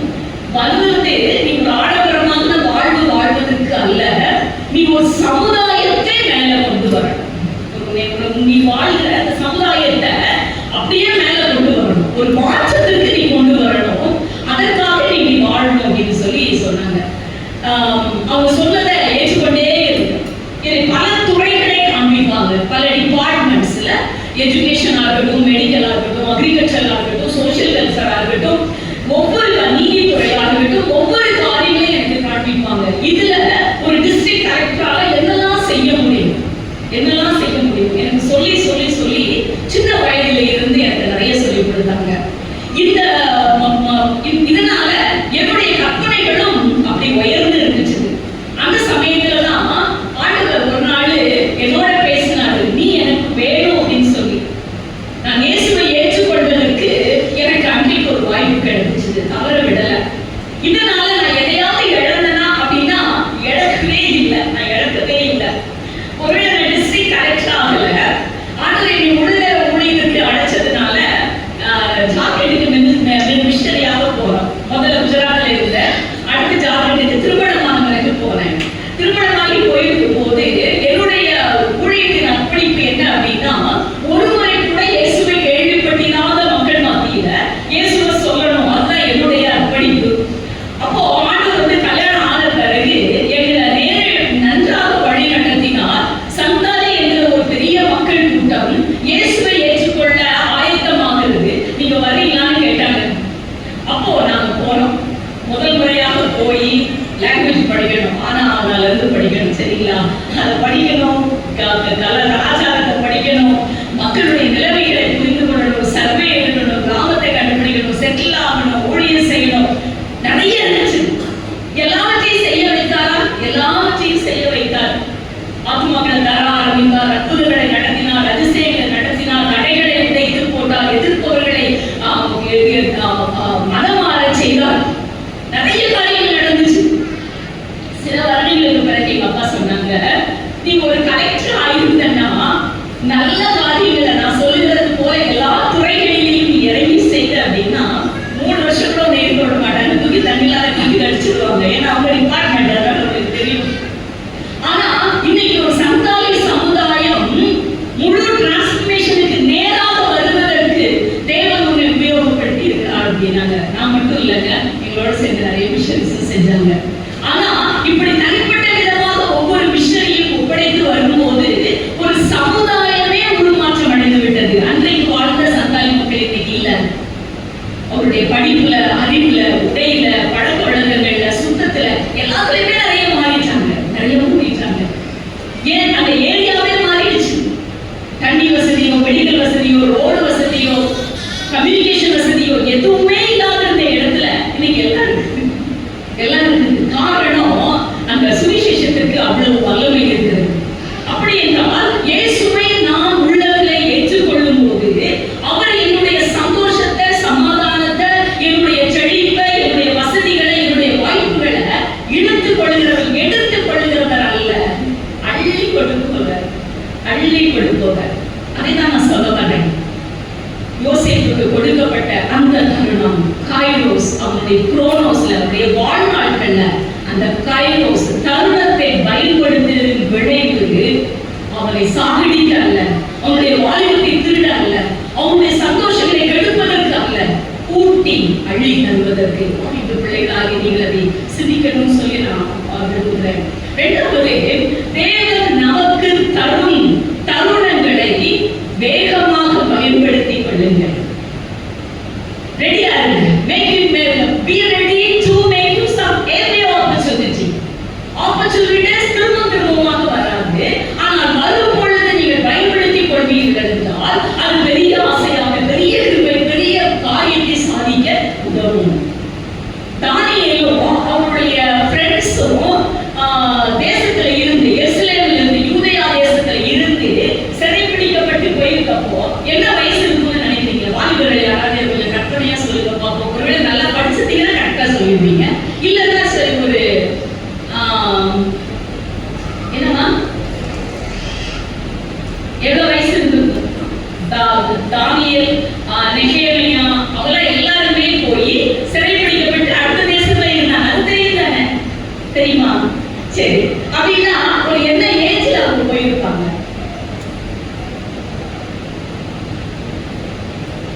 என்னப்பா? 35. வேற யாராவது சொல்லுங்க. 15 to 20, exactly. 15 to 20, 16 or 17. சொல்றாங்க.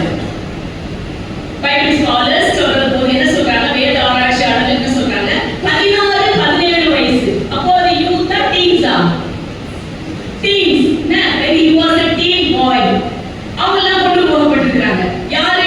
தானியேல் போயிருக்காங்க, ஷாத்ராக் மேஷாக் ஆபேத்நேகோ போயிருக்காங்க, நெகமியா போயிருக்காங்க. இவங்க எல்லாருமே போன காலங்கள் அவங்க வாலிபர்களாக போயிருக்காங்க.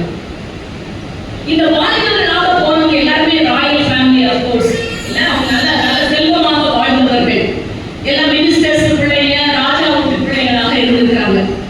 இவங்க போய் இவங்களை ரொம்ப செலக்ட் பண்ணி ராஜா வந்து தன்னுடைய அரண்மனையில வச்சு இவங்களை வச்சு நிறைய யூஸ் பண்ணலாம்னு யோசிச்சிருக்காரு. இன்னைக்கு நம்ம ஐடி ஃபீல்ட் எல்லாம் அப்படிதான் போய்கிட்டு இருக்குது இல்ல, உங்களுடைய திறமைகள், தாளந்துகள், நேரங்கள் எல்லாவற்றையும் எடுத்து உங்களுக்கு ஒரு சின்ன சேலரி கொடுத்துட்டு பெரிய கோடிகள்ல உலகத்தின் எங்கோ ஒரு மூலையில யாரெல்லாமோ வாழ்ந்துட்டு இருக்காங்க.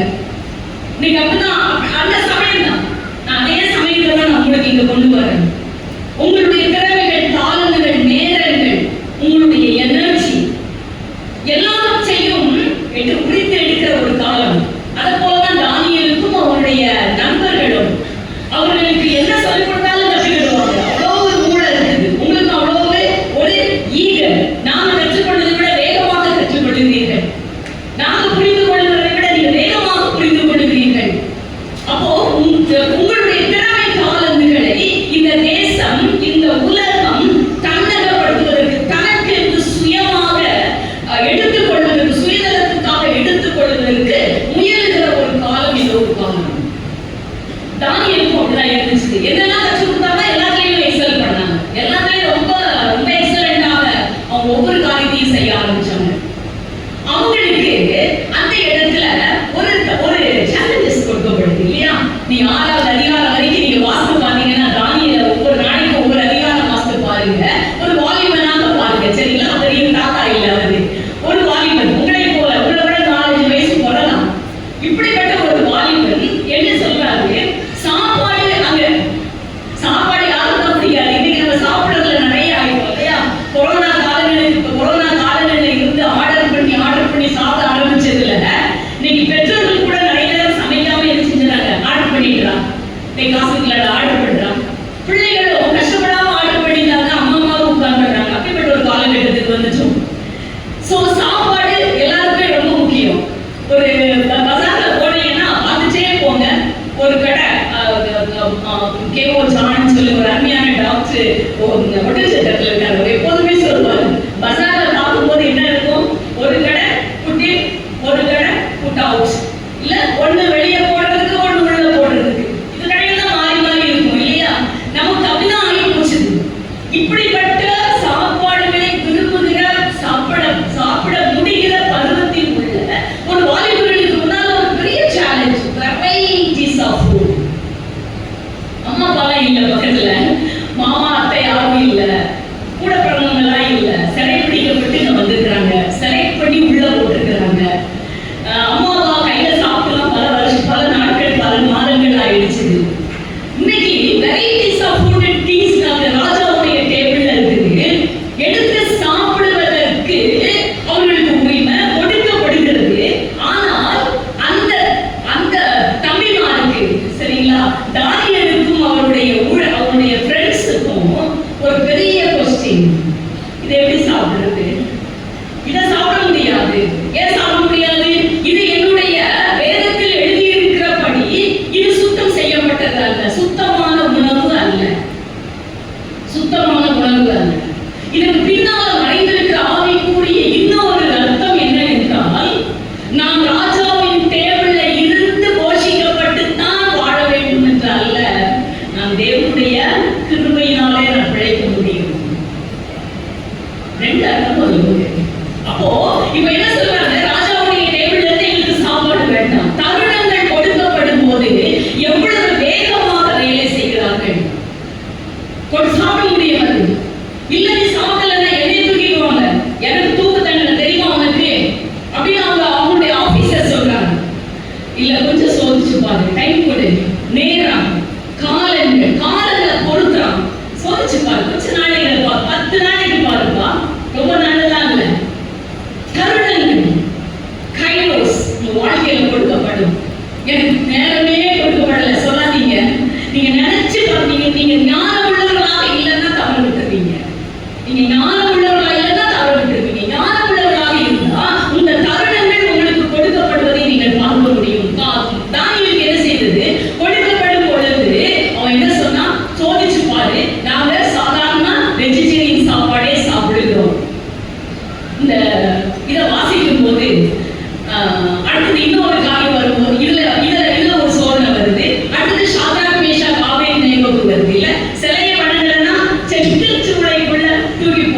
பெரிய சூளை நெருப்பு, இந்த சூளை நெருப்புக்குள்ள தூக்கி போட்டுருவோம் அப்படிங்கிறாங்க.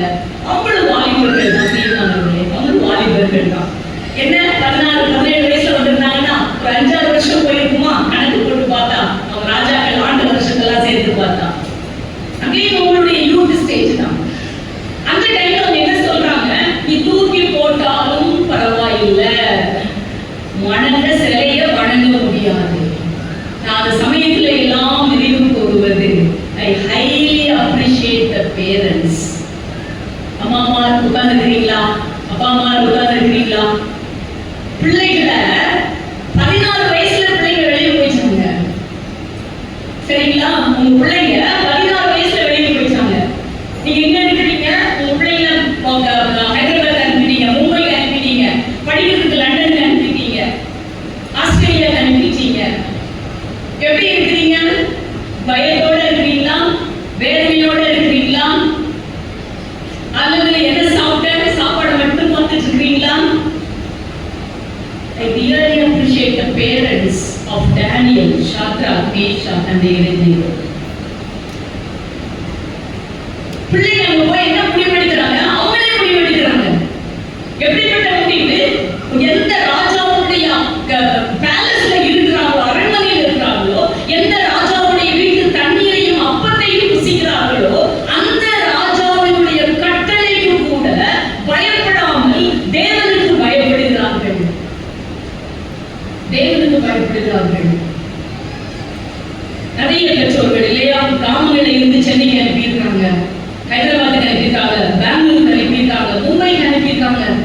பிள்ளைகளுடைய லைஃப் எப்படி இருக்கும் அப்படிங்கிறது அவங்களுக்கு தெரியல.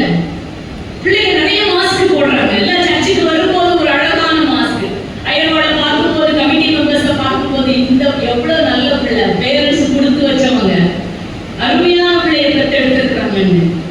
ஆனா அதே பிள்ளை அடுத்த நாள் கல்லூரியில நடக்கிற ப்ரோக்ராம்ல, ஒர்க் ஸ்பாட்ல, வீக்கெண்ட்ல நடக்கிற பார்ட்டியில எப்படி இருக்கும் அப்படிங்கிறது இந்த பேரண்ட்ஸுக்கு, பேத்திகளான பேரண்ட்ஸுக்கு தெரியறது இல்லை. அப்படிப்பட்ட ஒரு காலகட்டத்திலையும் வந்துட்டு இருக்கிறோம். இந்த தானியேலும் அவனுடைய நண்பர்களும் வெகு தூரத்திற்கு கொண்டு வரப்பட்டாங்க. கடினமான சூழ்நிலை, சோதனையான டெம்ப்டேஷனான காரியங்கள், நல்ல சாப்பாடு, நல்ல கல்ச்சர், என்னை நிறைய படிக்க வச்சிருக்கிறாங்க. நம்ம நிறைய நேரம் படிக்க வச்சிருக்கலாம், லாயலா இருக்கணும்னு யோசிப்போம் இல்லையா? அதுதான் நம்முடைய வேத கற்றுத்தருகிறது, உலகம் சொல்லிக் கொள்ளுகிறது. அவங்க அந்த சாப்பாடை சாப்பிட்டு, அந்த கலாச்சாரத்துல, அந்த படிப்புகள் எல்லாம் பெற்று மேதைகளா இருந்தாங்க. ஆனால் வேதத்திற்கு அவர்கள் தூரமாய் இருக்கவில்லை. நன்மையானவர்களே, இந்த தேவன் சொல்லிக் கொடுத்த வேதம், இந்த 5 ஆகமங்கள், ஒரு சில தீர்க்கதரிசன வார்த்தைகள், அவர்களுக்கு எழுதி கொடுக்கப்பட்ட வார்த்தைகள் எல்லாம் அவருடைய உள்ளத்துல இருக்குது, கையில இல்ல. நம்ம கையில இன்னைக்கு விதவிதமான வேதம், எல்லா வேதத்தையும் வச்சுட்டு மொபைலோட வர்றோம் இல்லைங்களா? கேட்ட இதுல எல்லா வருஷமும் இருக்குது, இங்கே வாசித்துக்கிடலாம். அவர்கள் கையில அன்னைக்கு வேதம் இல்ல, மொபைல் இல்ல, வேற எந்த சாதனங்களும் இல்ல. எங்க எழுதுனாங்க? எல்லாத்தையும் இந்த மன பலகையில எழுதிட்டாங்க. எழுதுறதுனால என்ன செய்ய முடியல, பாவம் செய்ய முடியல, காம்ப்ரமைஸ் ஆக முடியல. இன்னைக்கு அருமையான தம்பி நினைச்சுமா, எந்த இடத்துல நம்ம காம்ப்ரமைஸ் ஆகிடுறோம்? அவங்க காம்ப்ரமைஸ் ஆகல, ஒத்து போகல, வைராகியமாக நின்னாங்க. தேவன் அவர்களை மகிமையாக பயன்படுத்தினார், சரித்திரம் எழுதுபவர்களாக. இங்க உட்கார்ந்து தம்பி தங்கச்சி, நீங்க யாரா இருந்தாலும் சரி, நல்ல வேலை பார்த்துட்டா போதும், அப்புறம் கல்யாணம் பண்ணிட்டு அப்படியே சந்தோஷமா இருந்துட்டா போதும் இல்ல, அதற்கு இல்ல. தேவன் உங்களை குறித்து ஒரு பெரிய காரியத்தை வச்சிருக்கிறாரு. நீ ஞான இருதயம் உள்ளவர்களாக இருப்பீங்கன்னா உங்களை வச்சு ஆண்டவர் ஒரு சரித்திரம் படைக்கணும்னு ஆசைப்படுகிறார். ஹிஸ்டரி உங்களை பத்தி பேசணும், இந்த தேசம் உங்களை பத்தி பேசணும். ஐயோ போங்கதான், இதெல்லாம் அவங்க வேலைக்கு உதவாது, இந்த பேசலாம் இல்ல, அப்படி கிடையவே கிடையாது. நம்ம சரித்திரம் படைப்பதற்கு பிறந்தவர்கள், ஒரு தேசத்துல ஒரு மாற்றத்தை கொண்டு வருவதற்கு படைத்தவர்கள். அப்படி போராட்டம் பண்ணி இல்ல, அந்த போராட்டம் இவங்க எப்படி உருவெடுக்கும், எப்படி அமைந்து போகுங்கிறது யாருக்கு நிறைய பேருக்கு தெரியும்ல. பின்னால் அதை பார்க்கவங்களுக்குலாம் தெரியும், முற்காலங்களில் நடந்ததெல்லாம் நடந்தவங்களுக்கு தெரியும். பிரியமானவர்களே, let us be ready to make use of every opportunity. கடைசியில் சொல்லுவோம், உங்களுக்கு ஆசைப்படுகிறேன். இந்த தருணங்களை, இந்த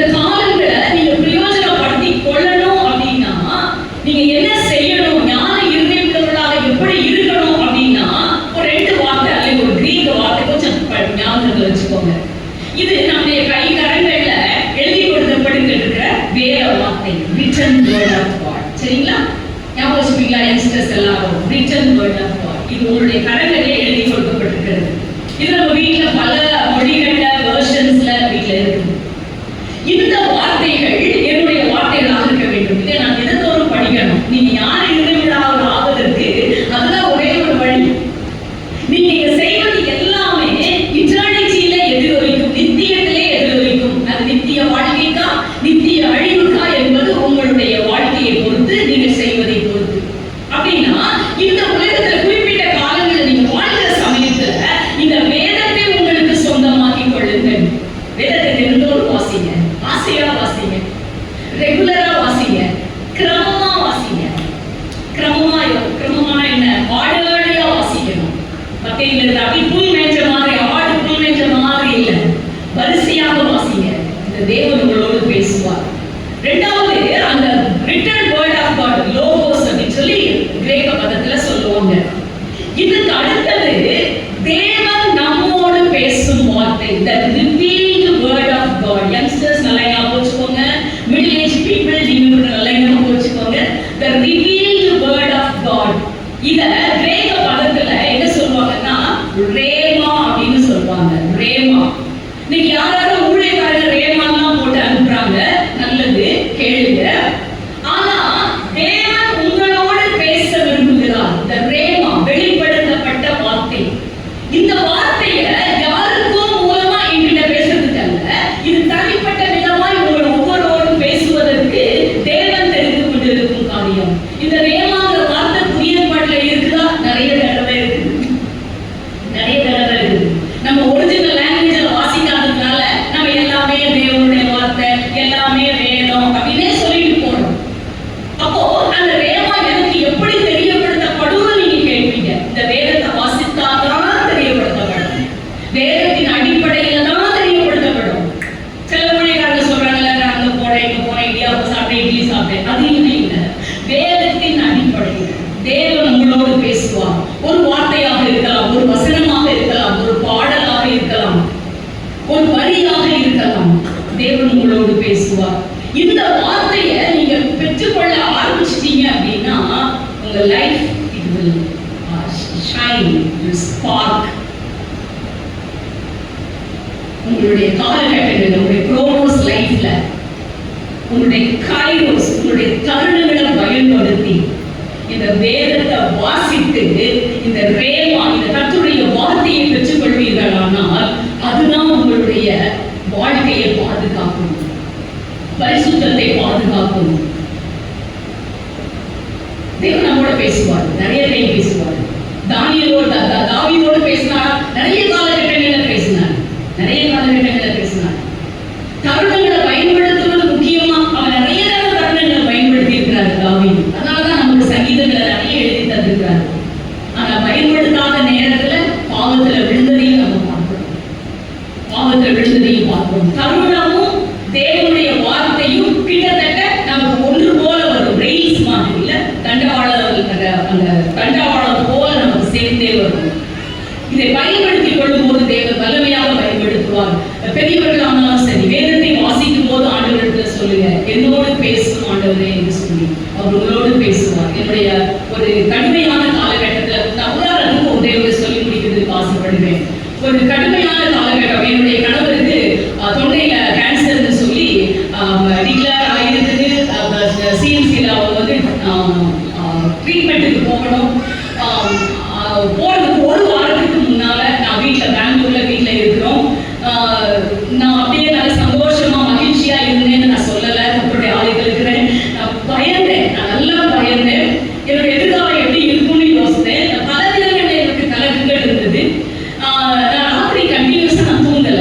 எப்பயோ கொஞ்சம் போய் படுப்பேன், ஒரு 5 நிமிஷம் தூங்குவேன், எழுப்பிடுவேன், 10 நிமிஷம் தூங்குவேன், எழுப்பிடுவேன். அப்போ நான் ட்ரீட்மெண்ட்டுக்கு போறதுக்கு ஒரு சில நாட்களுக்கு முன்பாக ராத்திரி நேரத்துல நிறைய நேரம் நான் தூங்கல. படுத்து ஒரு 10 நிமிஷம் தூங்கிட்டு இருக்கும் போதும் நான் நிறைய நேரம் சொல்றேன், ஆண்டவரே, நிறைய பேர் எனக்கு ஜெபிக்கிறாங்க, நிறைய வசனங்கள் எல்லாம் எனக்கு சொல்லியிருக்கிறாங்க, வசனங்கள் எல்லாம் வாசி சொல்லியிருக்காங்க. நான் வாசிச்சேன், மனப்பாடம் பண்ணி இருக்கிறேன், நான் அதெல்லாம் சொல்லிக்கிட்டே இருக்கிறேன்.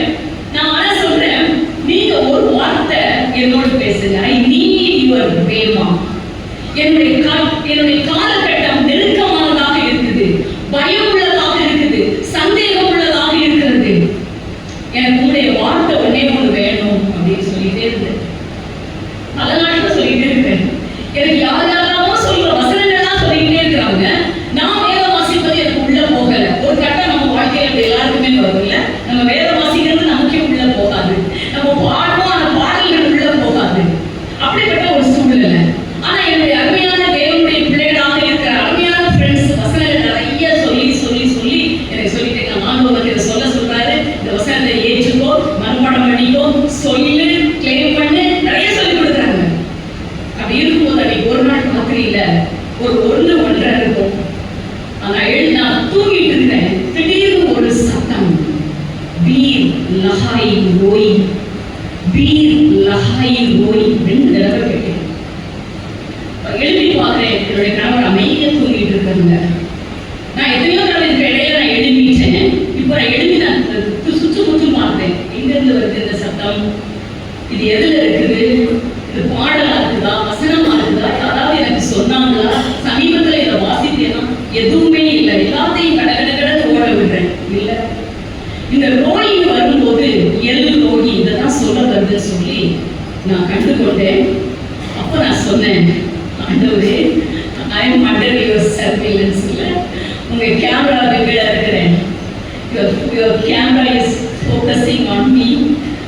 ஸோ நான் உங்களுடைய பார்வையிலிருந்து தப்பல. நான் இங்கே நான் அனுபவித்துக் கொண்டிருக்கிற எல்லா ட்ராமா இல்லை, எல்லா நெருக்கங்கள், பயங்கள், சந்தேகங்கள், வேதனைகள், கண்ணீர், தனிமை எல்லாத்தையும் உங்க கேமரா என்ன செய்யுது? ஃபோக்கஸ் பண்ணிட்டே இருக்குது. நீர் என்னை காண்கிற தேவன். வனாந்தரத்துல இருந்த ஆகாரம் இல்ல, வனாந்தரத்துல யாருமே இல்லை. வனாந்தரத்துல யாரும் இருப்பாங்க? யாரும் ஒரு நாய் கூட இருக்காருங்க, யாருமே இருக்க மாட்டாங்க. அந்த இடத்துல ஆகாரத்துக்கு மேல ஆண்டவருடைய கேமரா இருந்துச்சு. அவருடைய கண்கள், நீர் என்னை காண்கிற தேவன், நீர் என்னை காண்கிறீங்களா, போதும், என்ன நடந்தாலும் சரி, இட்ஸ் அண்டர் யூ, நீங்க பார்த்துக்கோங்க. அன்னைக்கு எனக்கு ஒரு பெரிய சமாதானம். பிரியமானவர்களே, அந்த தேவன் என்னை வெட்கப்படுத்தவே இல்லை. 56 நாட்கள் ட்ரீட்மெண்ட், கொடுமையான நாட்களை நாம் கடந்து சென்றோம். தேவன், நான் சொன்னேன், பார்த்துக்கோங்க, அவங்க வெயிட் கடன்னு குறையுது. டாக்டர் ஒரு நாள் சொல்றாரு, வெயிட் ரொம்ப குறையுதுமா, ஒரு அளவு குறைஞ்சிச்சு, வந்து ட்ரீட்மெண்ட்டை நான் ஸ்டாப் பண்ண வேண்டியது இருக்கும், ரேடியேஷனை ஸ்டாப் பண்ண வேண்டியிருக்கும் அப்படின்னாரு. அப்படின்னா நான் என்ன செய்யணும் டாக்டர் அப்படின்னு கேட்டேன். குரல் தான் கேட்டேன். அவர் சொன்னாரு, ட்ரீட்மெண்ட்டை ஸ்டாப் பண்ணிட்டா திரும்ப கொடுக்க முடியாது. சரிங்களா? திரும்ப கொடுக்க முடியாது, அதோட முடிஞ்சிடும். அப்ப நான் சொன்னேன், பார்த்துட்டு இருக்கீங்கல்ல அப்படின்னு. இதை நான் அடிக்கடி சொல்லுவேன், பார்த்துட்டு இருக்கீங்கல்ல, டாக்டர் பேசுறத, வெயிட் குறைகிறத, ட்ரீட்மெண்ட்டை நிறுத்திடுவோம்னு சொல்றத பார்த்துட்டு இருக்கீங்கல்ல, ரைட், பார்த்துட்டு இருக்கேன். ஆகார கைவிடல, என்னையும் கைவிட மாட்டீங்க. பிரியமானவர்களே, the revealed word of God. youngsters உங்களுக்கும் அதேதான். ஏசப்பட்ட சொல்லுங்க, ஏசப்பா பேசுங்க. இன்னைக்கு நிறைய குழப்பமா இருக்கு, பிரச்சனையா இருக்கு, எப்படி முடிவு தெரியல, இந்த எக்ஸாம்ஸ்ல எப்படி பண்ணுவேன்னு தெரியல, சொல்லி கொடுத்துருக்க ஒண்ணுமே தலையில ஏறல, இந்த ஜாப் கிடைக்குமா தெரியல, கிடைச்ச ஜாப்ல இந்த கசைக்கு புள்ளியா என்ன செய்யணும் தெரியல. ப்ளீஸ் லார்ட், உங்க revealed word of God, உங்க ரேமா எனக்கு வேணும் சொல்லுங்க. கண்டிப்பா செய்வார். அவருடைய revealed word of God, இந்த ரேமா கொடுக்க கொடுக்க கொடுக்கதான் வாழ்க்கையில எல்லா பிரச்சனைகளையும் எதிர்கொள்ள தேவன் உதவி செய்தார். ஊழியக்காரியாக போவதற்கு கிருபை செய்தார். ஒரு பெரிய ஜனக்கூட்டத்தை தேவன் பக்கமாக திருப்புவதற்கு நானும் காரணமாவதற்கு தேவன் கிருபை கொடுத்தார். அல்லேலூயா. உங்களை குறித்து தேவனுக்கு ஒரு பெரிய நோக்கம் உண்டு, ஒரு பெரிய ஆசை உண்டு, ஒரு பெரிய எதிர்பார்ப்பு உண்டு. அருமையான தம்பி தங்கச்சி, ஒரு பெரிய எதிர்பார்ப்பு இருக்கு.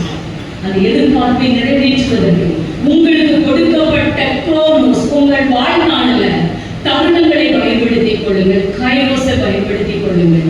உங்களுக்கு கொடுக்கப்பட்ட இந்த முழு வேதாகமத்தை கிரமமாக வாசித்து வாசித்து தேவன் உங்களுக்கு கொடுக்கிற ரேமாவை பெற்றுக் கொள்ளுங்கள். நீங்கள் ஒரு நாளும் வீழ்ந்து போவது இல்லை, தேவனுக்காக பிரகாசிப்பீங்க. ஜெபிக்கலாமா?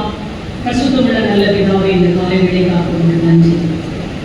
இந்த இந்த யூத் சந்தையில கூடியிருக்கிற அருமையான தம்பி தங்கச்சிகளுக்காக ஒரு பெற்றோர்களுக்காக ஒரு நன்றி செலுத்துகிறார்கள். இந்த பிள்ளைகளுக்கு ஒரு பெரிய நோக்கம் என்று நம்புகிறேன். இவர்களை பார்த்து இவர்கள் ஞான இருதயம் உள்ளவர்களாக வேண்டும் என்று ஆண்டவரே விரும்புகிறேன். காலத்தை பிரயோஜனப்படுத்திக் கொள்ள ஆண்டவருடைய கருத்திலே அவருடைய கருத்திலே எழுதி கொடுத்திருக்கிற வேத வார்த்தைகளை வாசித்து உங்களுடைய ரேமாவை வெளிப்படுத்தின வார்த்தைகளை பெற்றுக் கொள்ளட்டும். எங்களுடைய பிள்ளைகள் இந்த பொல்லாத உலகத்துல, அசுத்தமான உலகத்துல, கேள்விக்குறியான உலகத்துல, நெருக்கப்படுகிற உலகத்துல, காம்படிஷன் நிறைந்த உலகத்துல ஆண்டவரே ஞானமுள்ள பிள்ளைகளாக, பிரகாசமுள்ள சுடர்களாக பிரகாசிக்கத்தக்கதாக தேவன் பிள்ளைகளை ஆசீர்வதிக்கும்படியாக நடத்தும்படியாக நாங்கள் ஜெபிக்கிறோம். பாவங்களுக்கு தப்பி ஓடுவதற்கு, பரிசுத்தமாய் வாழ்ந்து கொள்வதற்கு, ஞானமுள்ளவர்களாய் நடந்து கொள்வதற்கு உங்களுடைய வார்த்தைகள் அவர்களோடு கூட இருந்து அவரை நடத்தட்டும். யோசேப்போடு கூட இருந்த தேவன் தானியேலோடு கூட இருந்த தேவன் இந்த பிள்ளைகளோடு கூட இருந்து அவர்களை நற்சாட்சிகளாய் நிறுத்திவிட வேண்டும் என்று சொல்லி ஜெபிக்கிறோம். இயேசுவின் மூலம் கேட்கிறோம் பிதாவே. ஆண்டவருடைய வார்த்தை பயன்படுத்தமையான மனுஷர்களுக்கு தெரிவிக்கிறோம். தொடர்ந்து நீங்க அக்காவும் ஜெபிக்கணும். ஒரு மிஷனுடைய வாழ்க்கை எவ்வளவு சேலஞ்ச் என்பதற்கு அக்காவும் அண்ணனும் ஒரு சிறந்த உதாரணம். நான் சொன்னபடி 20 ஆண்டுகளுக்கு மேலாய் அந்த ஜார்க்கண்ட் உங்களுக்கு யார் ஞாபகம் பசங்க சீக்கிரம் கொடுத்து ஜார்க்கண்ட் யார் ஒரு ஃபேமஸ் கிரிக்கெட் தோனி. நீ வந்து ஜார்க்கண்ட்னா தோனி ஞாபகம் இருக்காது உங்களுக்கு. மணிசெல்வம் சாலை ஞாபகம் வரும். சந்தால என்ற மக்கள் வகையிலே லட்சத்துக்கும் அதிகமான மக்களை ஆண்டவர்களாய் வழிநடத்தி 650க்கும் அதிகமான திருச்சபைகளை ஏற்படுத்தி இந்த நாட்களிலே நம்முடைய தொடர்ந்து நம்முடைய இந்த பகுதியில் நிறைவேற்றி வருகிறார்கள். பெண்கள் பிரிவுக்கு தலைமை பொறுப்படுத்தி பண்ணிட்டு இருக்காங்க. சாரதியில அக்கா சொன்ன மாதிரி தொண்டில கேன்சர் வந்தது. அவங்க வந்து பேசக்கூடாது என்று டாக்டர் சொன்னாங்க. ஆனாலும் கூட தொடர்ந்து அவருடைய ஊழியத்தை இந்த அளவு நிறைவேற்றி வருகிறார்கள். நம்முடைய ஆலயத்திலே ஆலய பிரசிடென்ட் அவர்கள் மெசேஜ் கொடுத்தாங்க. அவருடைய ஊழியத்தை கருத்துமாய் திறமாய் அவங்க செய்து வராங்க. அவர்கள் தொடர்ந்து உடைய தனிப்பட்ட ஜபத்திலே குழுவாய்த்து கேட்கும் போது ஆலயத்தில் கேட்கும்போது அவர்களுக்காக ஜெபித்து நம்முடைய ஊழியத்தை தொடர்ந்து ஆண்டவர் ஆசிரியர் நேரம் ஜெபிக்க முடியாது வேண்டிக் கொள்கிறேன்.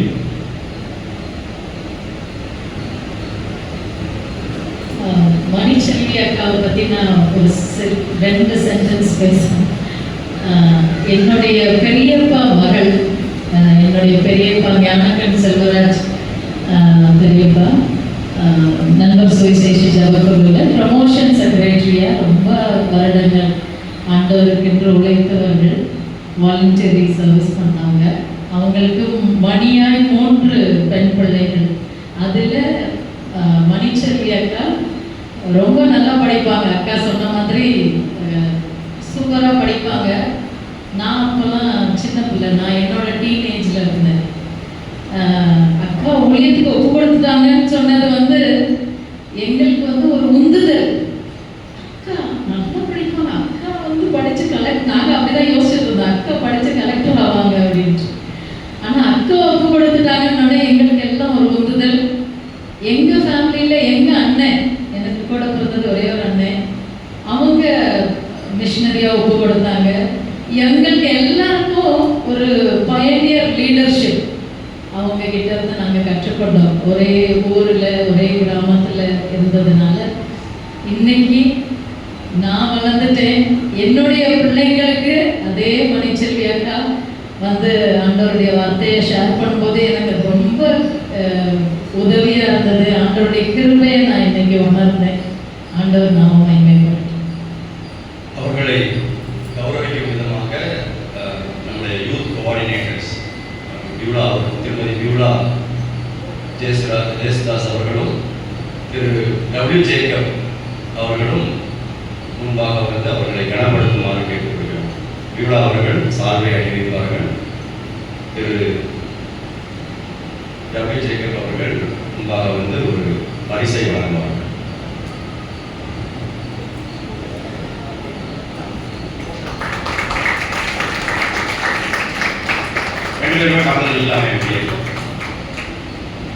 இளைஞர்கள் சார்பாக செல்வி ஜெனிஃபர் அவர்கள் முன்பாக வந்து இன்னொரு பரிசு பொருள். ஜெனிஃபர் வாங்க.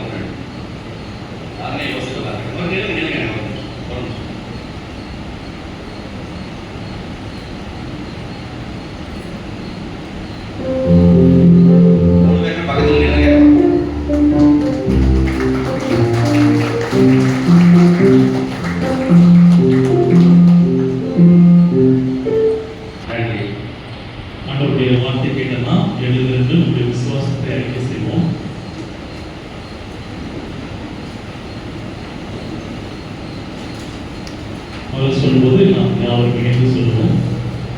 விண்ணையும் மண்ணையும் படைத்த அனைத்து ஆற்றலும் நிறைந்த ஒரே கடவுளை நம்புகிறேன். அவர் உண்மையை அறிய மட்டுமல்ல, அதனை வாழ்வில் செயல்படுத்தவும் அவர் தம் மக்களை அழைக்கிறார். அவருடைய ஒரே மைந்தராகிய இயேசு கிறிஸ்துவை நம்புகிறேன். அவர் மனிதராகி உலகிற்கு வந்து அன்பு, நீதி, இரக்கம் மற்றும் சேவையின் வழியாய் இறை இல்லத்தை கட்டுகிறார்.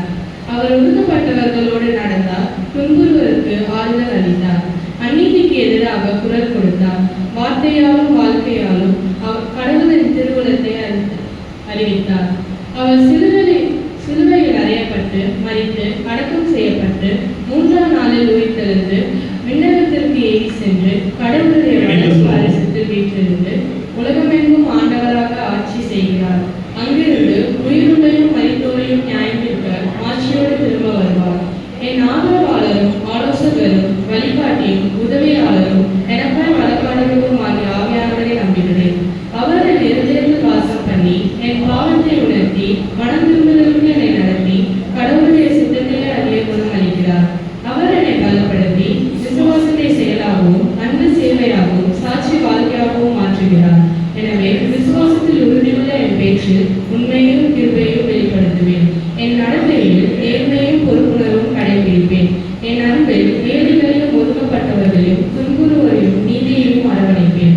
என் சோதனைகள், சந்தேகங்கள் மற்றும் அநீதிகள் மத்தியிலும் விசுவாசத்தில் நிலைத்திருப்பேன். என் இருதயத்தாலும் செயல்களாலும் கடவுளை மகிமைப்படுத்துவேன். திருச்சபையின் ஐக்கியத்தில் நிலைத்திருந்து இயேசு கிறிஸ்துவை முன்மாதிரியாக கொண்டு உலகில் சேவை செய்வேன்.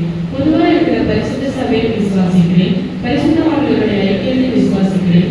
பாவ மன்னிப்பையும் விசுவாசிக்கிறேன். சரீர உயிர்த்தெழுதலையும் விசுவாசிக்கிறேன். நித்திய ஜீவனையும் விசுவாசிக்கிறேன். நீதி நிலைநாட்டவும் சமாதானத்தை வளர்க்கவும் படைப்பை பாதுகாக்கவும் மனித கண்ணியத்தை உயர்த்தவும் கிறிஸ்துவின் அன்பு செயலுக்கு என்னை முழுமையாக அர்ப்பணிக்கிறேன். ஆகையால் கிறிஸ்துவின் சீடராக வார்த்தையிலும் நடத்தையிலும் அன்பிலும் விசுவாசத்திலும் தூய்மையிலும் உண்மையாக வாழ்வேன். இப்பொழுதும் நம்முடைய வாலிப பிள்ளைகள் சிறப்பு பாடலை பாடுவார்கள்.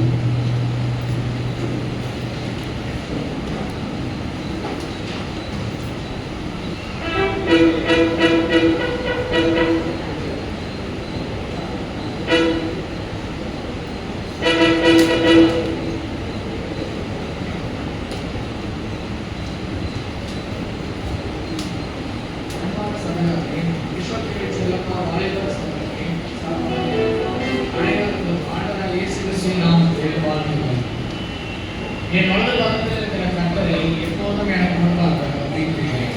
அவர் என் வலது பக்கத்தில் இருக்கிறபடியால் நான் அசைக்கப்படுகிறேன். சங்கீதம் 3. நம்முடைய வாழ்க்கையில் துன்பத்தின் பள்ளத்தாக்குகளையும் அக்கினி சூழலும் கடினமான சூழ்நிலைகளையும் கடந்து செல்லும்போது நாம் பயப்பட வேண்டிய அவசியம் இல்லை. ஏனெனில் சர்வ வளர்க்கிற வெளிச்சமாய் நாம் தேவனாகவும் நம்மை கண்ணோக்குகிற எல்லோரி நம் தகப்பனாகவும் நமக்கு எப்போதும் வெற்றி பெறுகிற யெகோவா மெசியாவும் தேவன் நம்மோடு இருக்கிறார்.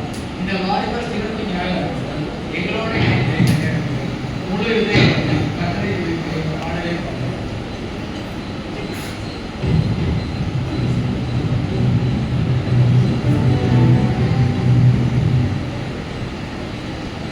Thank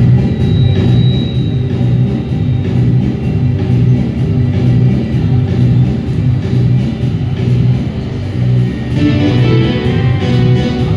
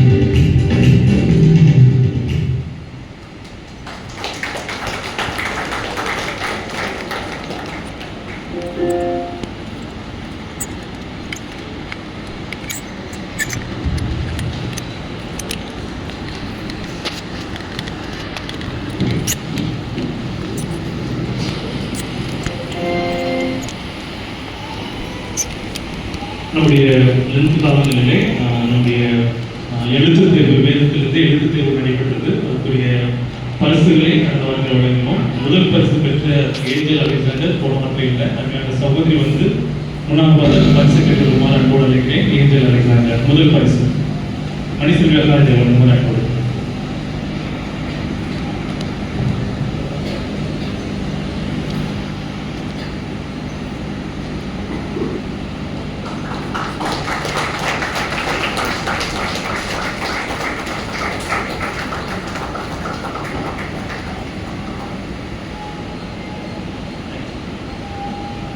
தொடர்ந்து நம்ம என்னுடைய காணிக்கைகளை படிப்பதற்காக கீர்த்தனைகளை 233 பாடுவோம். அதைத் தொடர்ந்து கீர்த்தனை 229 முதலாவதாக பொதுவான காணிக்கை எதிர்த்தும், இரண்டாவதாக ஆலய விரிவாக்கத்திற்கு காணிக்கை சேகரிக்கப்படும்.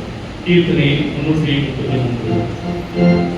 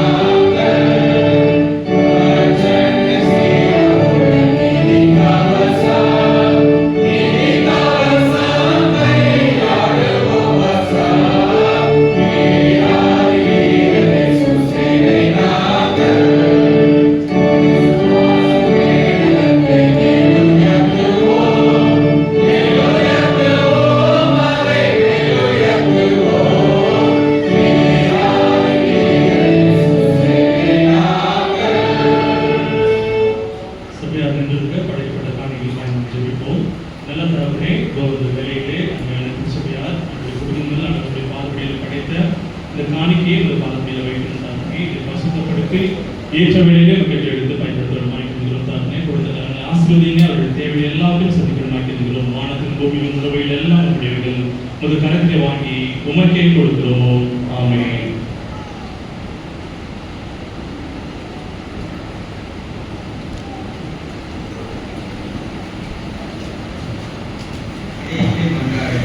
ஆதிக்க சக்திகளை எதிர்த்து களமாடி எங்களுக்கு முன்மாதிரியாய் வைத்தவரே, இப்பொழுது இவ்வுலகில் எழுச்சி பெற்று வரும் வலதுசாரி அறிவுக்கு சக்திகளை எதிர்த்து நிற்கவும், அவர்களை தோல் வைத்து காட்டவும், அவர்களின் இறப்புகள் சமநிலை மாற்றங்கள் இவற்றையெல்லாம் சிக்கி வாழ்வினர்களோடு உடன் இருக்கவும் அவர்களுக்காக தொடர்ந்து போராடுவோம். எங்களுக்கு ஆற்றல் தாரும் புரிதலை கிடைக்கும்.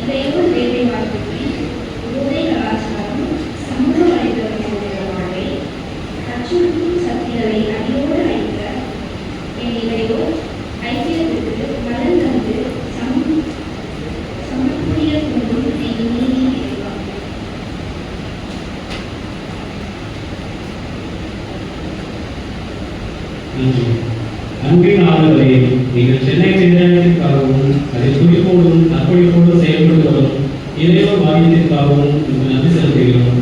குறிப்பாக இளையோரின் உடல் ஆற்றல்களையும் திறமைகளையும் மேம்படுத்தி சிந்தனையிலும் செயலிலும் பிறகு முன்மாதிரியாக வாழ வழிநடத்துவதற்காக உங்களுக்கு நன்றி கூறுகிறோம். கல்வி, வேலைவாய்ப்பு, மருத்துவம், கலைப்பயிற்சி, ஆன்மீக பயிற்சி, சமூக மாற்றம் குறித்த கருத்தரங்குகள், பேரிடர் காலங்களில் தன்னார்வ தொண்டு, சமூக பணி போன்ற பல்வேறு முன்மாதிரியான சேவைகளில் நீங்கள் இளையோர் ஈடுபடுவதற்கான வாய்ப்புகளையும் கருணையும் அளித்ததற்காக உங்களுக்கு நன்றி செலுத்துகிறோம். இப்பணிகள் அனைத்தும் சிறப்பாக நடைபெற நீங்கள் தொடர்ந்து வழங்கி வரும் ஞானம், வளமை மற்றும் திறமைக்காக உங்களுக்கு மகிமைகளை நன்றி செலுத்துகிறோம்.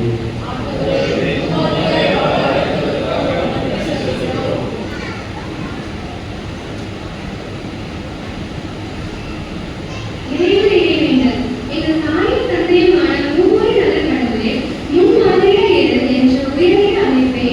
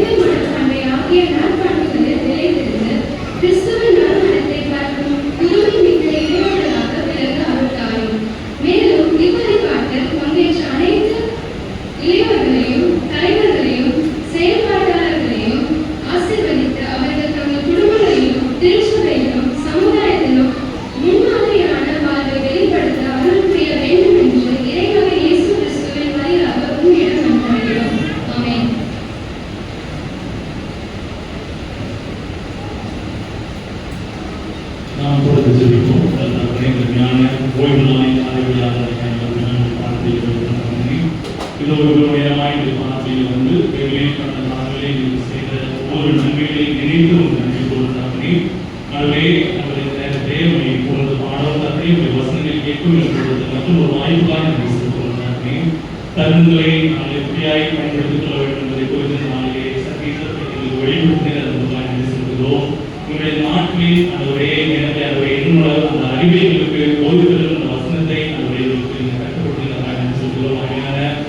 அதன் மூலமாய் இந்த நாளிலே விதைக்கப்பட்ட வசனங்கள் அதுவரை நல்ல நிலத்தில் விழுந்த விதையாய் அதுவரை உடைய இருவர் மனதிலே பதிந்து தரப்படி நல்ல ஒரு மரமாய் விருட்சமாய் வளர்ந்து அது கனி கொடுத்ததாக அநேக வந்து அந்த கனிகளை பெற்றுள்ளதாக கொடுங்க. இந்த பிள்ளைகளை தொடர்ந்து ஆசீர்வதிங்க. இந்த நாளின் வசனங்களை கேட்டவர்கள் தாப்பனே அதுவே யோசேப்பை போல தானியலை போல தன்னை தவிர்ப்படுத்திக் கொண்டு வாய்ப்புகளை உணர்ந்து பயன்படுத்திக் கொள்வதற்கான அந்த அறிவை ஞானத்தை அவருக்கு கொடுக்க வேண்டுமாய் இருக்கிறோம். தாப்பனே அவர் கொடுக்கிற தருணங்களை அவர் மிஸ் பண்ணாதபடி அந்த வாய்ப்புகளை சரியாக பயன்படுத்திக் கொண்டு சாட்சிகள் வாழ்க்கையை வாழ்முறையாக தொடர்ந்து இந்த பிள்ளைகளை கொடுக்க வேண்டுமாய் இருக்கிறோம். பிள்ளைகளுடைய தேவைகளை சதிங்க இந்த வாரத்திலே அவருடைய இந்த புதிய வாரத்திலே புதிய நன்மையினாலும் புதிய கிருமினாலும் அவர்கள் நிறுத்தல்ல வேலை செய்கிற இடங்களிலே அவருடைய தொழில் செய்கிற இடங்களிலே அவருடைய எல்லா இடங்களிலும் தன்னை தொடர்ந்து ஆசிர்வதிங்க. இந்த வாரம் தன்னை ஒரு ஆசீர்வாதமான வாரமாக ஒரு சாட்சியில அவருடைய வாக்கை அவர் வாழ்முறையாய் தன்னை தொடர்ந்து பயன்படுத்துங்க. அங்கேயும் அவருடைய தீர்மானத்தின்படி அழைக்கப்பட்டவர்களாய் அவர்கள் அன்பு கூறுவதற்கு நன்மைகளாக இருக்கிற வசனத்தின்படி பிள்ளைகளை தொடர்ந்து ஆசிரியருக்கு பயன்படுத்துகிறோம். அவருடைய தொடர்ந்து ஆலயங்கள் எல்லாத்தையும் ஆசிர்வதிங்க. அவருடைய பத்திரமாய் சென்று மூலம் ஆலயத்திலே ஞாயிறை கொண்டாடும்படியாக தாக்கே இன்னும் அதிகமான சத்தியங்களை அவர் கற்றுக்கொண்டு தாக்கே தொடர்ந்து அவர்களுடைய விசுவாசத்திலே உடைய பரிசுத்தத்திலே முன்னேறி செல்லும்படியான வாய்ப்பை தொடர்ந்து அவர்கள் வாய்ப்பு தாக்கே பார்க்கிறோம். அவருடைய ஆராதனையிலே ஏதாவது குற்றங்கள் குறைவுகள் இருக்குமாய் தயவாய் மன்னிப்பிடுமாய் கேட்கிறோம். குற்றமாய் பார்த்து வைக்கிறோம். பொருட்படுத்துகள் ஆசிரியர்கள் வைத்திருக்கின்றன ரட்சகர்களுமாய் இயேசு கிறிஸ்துவின் மூலமாக திட்டங்கள் அமைக்கிறாவே. தேவனுடைய ஆசீர்வாதம் தேவனுடைய இரக்கமுள்ள கிருபையும் பராமரிப்பும் உங்களை ஒப்புவிக்கிறோம். பிதா குமாரன் பரிசுத்த ஆவியாகிய சர்வ வல்லமை கொண்ட கடவுளுடைய ஆசீர்வாதம் உங்களுக்கு இருக்கு. எப்பொழுதும் உங்களுடைய நிலைத்திருக்க கடவுள்.